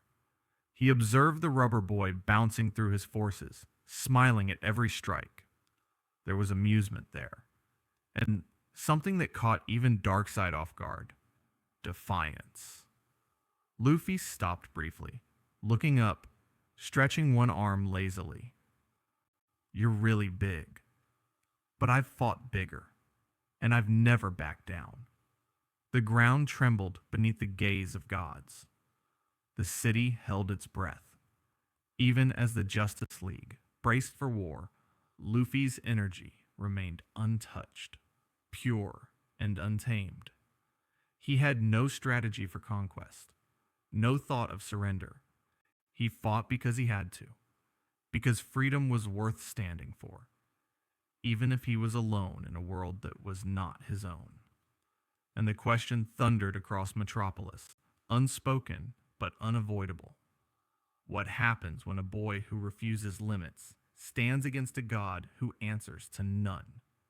The answer would not be measured in victory or defeat, but in whether courage alone could bend a universe determined to dominate. The sky above Metropolis had turned a bruised violet, streaked with the burning trails of parademons scattering in every direction. Darkseid hovered like an unmovable mountain, his form immense and commanding. Yet something was different. His red eyes, glowing with cosmic authority, flickered, uncharacteristically uncertain. Luffy's silhouette bounced across the battlefield, rubber arms stretching impossibly, legs springing with relentless energy. Each movement was instinctive, chaotic to anyone watching, except to the boy himself. He didn't calculate odds. He didn't measure threat. He just acted. And under this extreme pressure, something extraordinary began to manifest. Haki. Not the rudimentary forms he had used against pirates and tyrants in his own world, but something more. Conqueror's Haki, refined through countless battles, surged with a force that didn't just intimidate. It imposed. Luffy's presence, already strange and elastic, now carried the weight of absolute will. It rolled outward like a wave, vibrating through the city, through the air, through Darkseid himself. The god of apocalypse halted mid-descent, sensing something foreign. There was no pain, no threat to his life, yet the very air around him seemed to pulse with defiance. His armies faltered. Parademons paused in mid-strike, some tilting their heads as though confused. The concept of fear itself wavered. Tyranny, absolute and unyielding, had never met resistance like this. Not from soldiers, not from heroes, not even from other gods. Batman watched from a distance, jaw tight. His tactical mind raced. He had studied Luffy, cataloged his strengths and weaknesses, and yet even he was struggling to predict what was happening. "He's not just fighting," Bruce muttered. "He's imposing will and he's bending perception. This is beyond anything I've encountered." Superman clenched his fists, watching Luffy with both admiration and concern. "I've faced cosmic entities, threats that could level continents, yet this is something different. Luffy's not attacking Darkseid with strength alone. He's making the idea of fear break apart, and Darkseid doesn't know how to respond." Darkseid's voice rumbled like tectonic shifts, deep and resonant, yet tinged with something almost human. Curiosity, irritation, and disbelief, all intertwined. "What are you?" he demanded. Luffy's grin was all the answer he got. "I'm someone who doesn't give up. Someone who fights for his friends and for freedom. Someone who doesn't care about what gods like you say." Luffy shouted, his voice carrying across streets, into the Watchtower, over satellites, into the minds of anyone tuned in. The effect was immediate. Civilian fear faltered, replaced with awe. Heroes felt a surge of hope, raw and visceral. Even Batman's stoicism cracked, if only slightly. Luffy wasn't just resisting tyranny. He was redefining it. The laws of dominance, the weight of power, the inevitability of fear. All of it faltered in the presence of someone who refused to acknowledge it. Darkseid's massive form braced, energy crackling along his armor. "Resistance is meaningless," he declared, but his voice was sharper now, as if questioning his own certainty. The new gods had tested countless warriors, all fallible, all within expectation. Luffy didn't fit into any expectation. He wasn't an anomaly. He wasn't a pawn. He was a force entirely of his own making. Luffy bounded forward, arms stretching like spring steel, catching parademons mid-air and flinging them with precision born of instinct. But the real impact was invisible, intangible. His Conqueror's Haki rippled outward, bending even the concept of obedience. Troops froze mid-attack. Even the dark energy of Apocalypse seemed to hesitate. Batman's mind was already spinning contingencies, adjustments, measures to mitigate what could become catastrophic. Yet even he had to acknowledge it. Luffy's raw, chaotic freedom was rewriting the battlefield. A god could crush cities, subjugate armies, bend physics. But Luffy didn't care. His resolve alone challenged the foundation of tyranny itself. Superman's voice broke through the chaos, calm but resonant. He's not just a fighter. He's a statement. And Darkseid is realizing that statements can't be destroyed. Luffy's grin widened, sweat and blood mixing on his face from minor scrapes, but the joy in his eyes remained unshaken. Every punch, every bounce, every stretch was accompanied by the same infectious laughter he carried across seas in his own world. The city trembled. The very idea of fear was cracking, and for a moment Darkseid hesitated, his cosmic certainty shaken. But hesitation in a god is dangerous, and Luffy's next move would force a question that no one on Earth, hero or civilian, could answer. What happens when tyranny meets someone who doesn't even acknowledge it? And when the answer comes, will the world be ready to witness it? The streets of Metropolis shuddered under the force of Luffy's advance. Rubble scattered like grains of sand in a storm. Windows shattered, and the air itself seemed stretched taut under the strain of his relentless movement. Every swing, every punch, every rubber-limbed stretch pushed him further than he had ever gone before, not just physically, but spiritually. This wasn't a fight he could measure. It was a statement, raw and untamed, and the world was feeling it in tremors.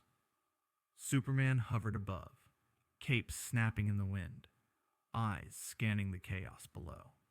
He had faced overwhelming power countless times, alien invasions, cosmic weapons, reality-bending foes. But Luffy was different. He wasn't just strong. He wasn't just unpredictable. He was unshakable in a way that threatened to tip the balance between protection and destruction. Clark, he's going too far. Batman's voice came through the comms, measured but tense. He's tearing through the city without regard for consequence. We need to intervene before the line between symbol and monster disappears entirely. Superman's gaze remained fixed on Luffy. The rubber boy's arms twisted impossibly, striking parademons mid-air while simultaneously protecting fleeing civilians. His grin remained untouched by blood and dust. And if we stop him, what does that make us? Clark's voice was low, conflicted. If the boy is willing to sacrifice safety for freedom, do we have the right to contain that? Luffy laughed, stretching his fist back and launching a strike that shattered a massive parademon's mechanical arm. The impact radiated through the air, shaking the streets below, a shockwave that carried both destruction and awe. He was moving faster, hitting harder, fighting smarter, but every action pushed the city closer to the edge. He was becoming the symbol the world needed and the danger it feared. In the Watchtower, Wonder Woman's hands gripped the edge of the tactical console. "He's not a monster," she said, voice tight with emotion. "But the world might start to see him that way. And if we don't act, the city could become collateral in the war he's already chosen to fight." Batman's reply was cold, precise. Every hero risks that line. Every action carries the potential to become what we fight against. And Luffy, he doesn't calculate. He reacts. He inspires. But inspiration can burn cities if unchecked. Luffy's feet touched the ground, bouncing from rubble to concrete, eyes locked on a squad of parademons advancing from the horizon. He didn't pause. He didn't hesitate. Every punch, every gum-gum jet, every elastic twist of his body carried not just force, but an unspoken defiance. This world had rules, hierarchies, gods. But Luffy didn't acknowledge any of it. A massive tremor sent Superman crashing beside him, dust and debris clouding the air. He looked at Luffy, watching the boy's grin, the sheer exhilaration in the midst of chaos. You're pushing too hard, Clark warned, voice rising over the cacophony. If you keep going like this, you'll break more than buildings. You'll break us all. Luffy's grin widened, unfazed. I'm just getting started, he shouted. I can protect people and fight. I can do it all. Superman's jaw tightened. The words were heroic, but the risk was immense. Every hero had limits, and every limit defined the line between symbol and monster. Standing beside Luffy meant endorsing chaos, endorsing action without calculation. Containing him meant betraying the freedom he embodied, suppressing hope and defiance. Batman's voice cut in again. Clark, he's not asking permission. And right now, permission isn't enough. The line isn't drawn in stone. It's drawn in the hearts of those who choose to act. And Luffy is choosing, whether we like it or not. Luffy swung, launching himself into the sky, arms spinning like a cyclone. Buildings shuddered beneath his momentum. People fled, screaming, yet some paused, mesmerized by the unstoppable force before them. He had become larger than life, a boy fighting gods, yet grounded in the conviction of protecting the powerless. But even as he moved, even as the city trembled and parademons fell, a shadow shifted on the horizon. Darkseid's eyes flared, burning with a fury that was both awe and frustration. He had faced armies, heroes, gods, but none like this. Luffy's presence, his will, his defiance. It unsettled the very order of apocalypse. Superman hovered, conflicted, torn. He could intervene. He could stop Luffy before he became a catastrophe. Or he could stand beside him, embrace the chaos, and hope that freedom alone could justify the destruction left in its wake.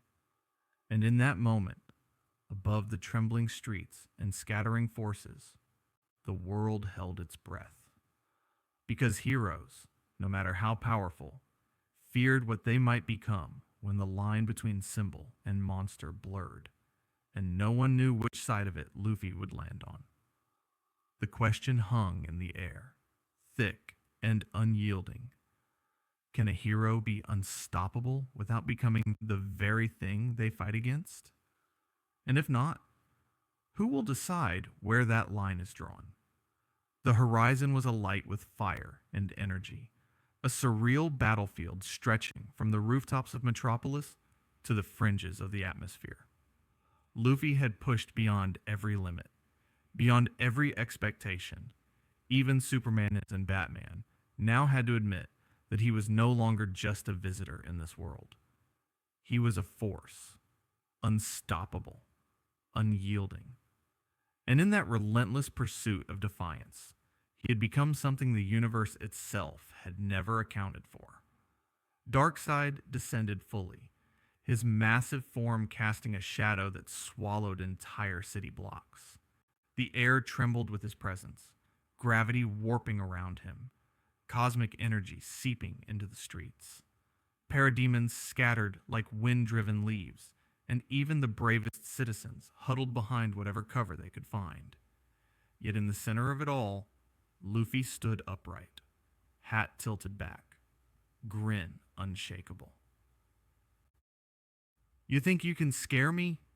Luffy shouted, bouncing slightly on his feet, eyes locked on the tyrant above.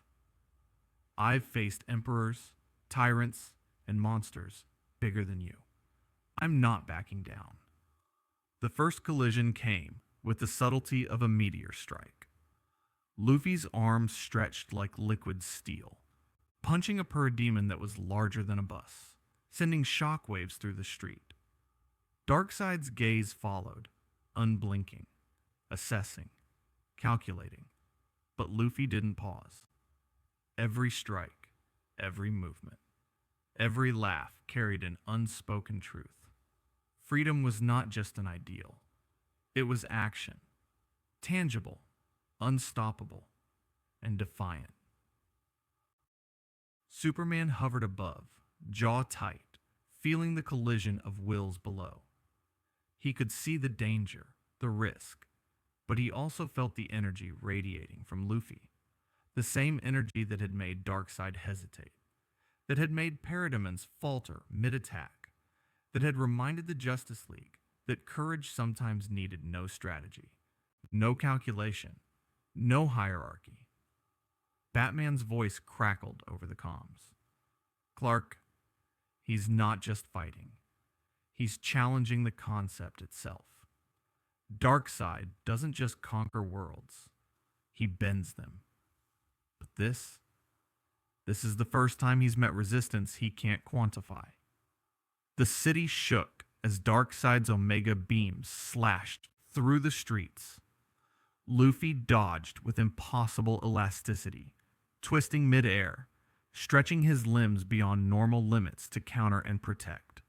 He didn't just avoid destruction, he redirected it, turning even the gods' attacks into opportunities to defend civilians and disrupt the enemy's advance.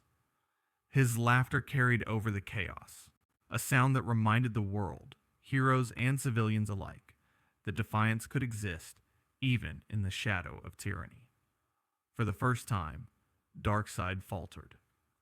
Not because he was defeated, he was beyond defeat, but because he had met a will that refused to bend, a force that acknowledged no hierarchy, no dominion, no fear. Luffy's presence disrupted the natural order of intimidation, the very principle of absolute authority that Darkseid wielded like a weapon. Superman finally spoke, voice heavy with conflicted awe. He's not just a fighter. He's a declaration, and even Darkseid feels it.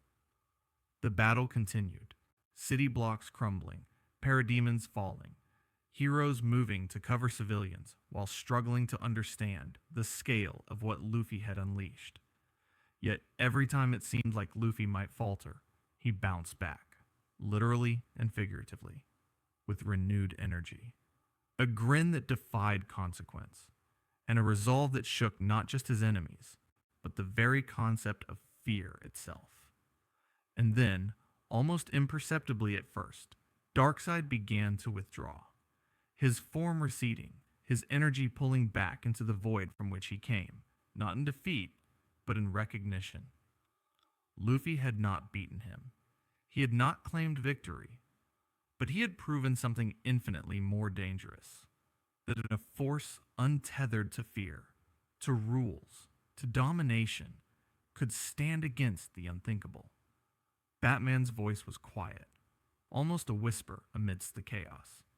He didn't win, but he changed the game.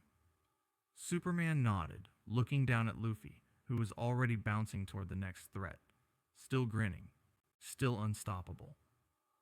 Some battles change outcomes, Clark said. Others change futures. And as the dust settled and the city trembled with the aftermath, the world began to understand something it had never seen before. That freedom, when embodied in someone who refuses limits, can fight back against gods. But the question remained, unspoken, yet pressing. If tyranny will not yield, and freedom will not bow, who or what will decide the next move? And somewhere, beyond the stars, Darkseid's gaze lingered, the hint of a plan forming. A plan that would not forget the boy who laughed in the face of gods. The city lay in silence, not the silence of peace, but the quiet after a storm that had roared far beyond expectation. Smoke curled from shattered buildings, sparks flickered from fractured power lines, and the distant wail of sirens carried across Metropolis like a dirge for a world briefly stretched to its breaking point. Yet amidst the devastation, there was a sense of awe, an unspoken recognition. Something extraordinary had just passed through their reality. Luffy stood atop a crumbling skyscraper, His straw hat tilted just enough to shadow his eyes. His limbs were tired, yes, but his spirit was unbowed, as lively and irrepressible as the first day he had arrived. He scanned the horizon, watching the city he had saved, the civilians who had barely understood the chaos that had enveloped them, and the heroes who had stood by him, hesitant, cautious, but ultimately aligned in purpose. Batman approached silently, his cape fluttering in the evening breeze. There was no lecture, no tactical reprimand, only acknowledgement. "You did something today that I haven't seen in a long time," he said, voice low but firm. "You remind us that rules aren't always enough. Sometimes action matters more than control." His gaze lingered on Luffy, the unshakable boy whose freedom had reshaped even the strictest definitions of order. If you stay, or if you leave, either way, the world has already changed. Superman hovered nearby, his posture lighter than it had been throughout the battle, yet still tense with concern. "I understand you," Clark said, voice carrying both admiration and a hint of melancholy. "You fight differently. You don't just protect, you inspire. You challenge everyone who stands beside you to reconsider what it means to be a hero. That is dangerous, but it's necessary." He glanced at the horizon, as though weighing the infinite possibilities, now that the boy had proven the limits of even godlike authority. Luffy smiled, adjusting his hat and brushing dust from his sleeves. "I don't know if I should stay," he said lightly, almost as if testing the weight of the words.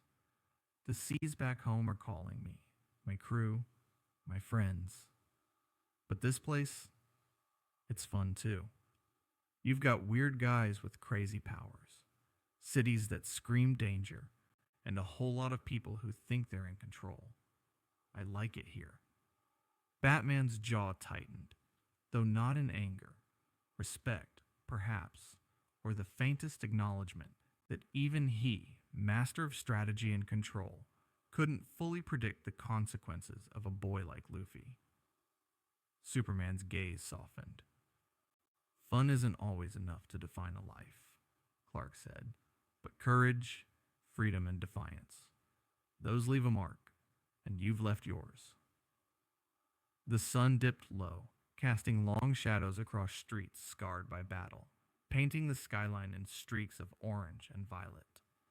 Citizens emerged cautiously from their hiding places, staring at the boy who had single-handedly challenged parademons, survived godlike assaults, and yet returned to them not as a conqueror, but as a protector. They didn't understand the mechanics of devil fruit's Haki or chakra energy. They didn't need to. They saw action, intent, and laughter. They saw hope. Luffy crouched, scanning the streets below. He wasn't just a visitor anymore. He was a force whose very existence had redefined possibility. He could leave, return to the seas he loved, or he could stay and carve out a place among heroes who measured the world differently. The choice was his, and that freedom, pure, untainted, was as rare here as it was in any corner of the Grand Line. A distant shadow flickered on the horizon, Darkseid's retreating gaze, a reminder that the universe had taken notice. Luffy's smile widened. "He's scary," he said aloud, voice carrying more excitement than fear. "But scary doesn't mean unbeatable, right?" Superman nodded slowly. "No one is unbeatable," he said, though his eyes lingered on the fading figure, understanding the weight of the challenge that remained. "But not everyone fights like him." Batman stepped back into the shadows, offering no further words, because words were not enough to contain the significance of what had just happened. He had seen the line between order and chaos, control and freedom, tested and stretched. Luffy had walked it, danced on it, and survived to laugh again. As Luffy turned his gaze skyward, preparing either to leap into the unknown or to stay and carve his own path among these heroes, the city held its breath. The world had survived, but nothing would define freedom in the same way again. And somewhere in the quiet hum of the rebuilt city, a question lingered, echoing in the hearts of those who had witnessed him. When a force like this touches a world, can anyone ever return it to the way it was? Luffy adjusted his straw hat once more, eyes bright with curiosity, excitement, and an unshakable grin. The answer was his to decide. The DC universe would never be the same, and perhaps deep down, it had been waiting for someone exactly like him. A horizon of endless possibilities stretched before him, and for once, even the gods of that world could only watch.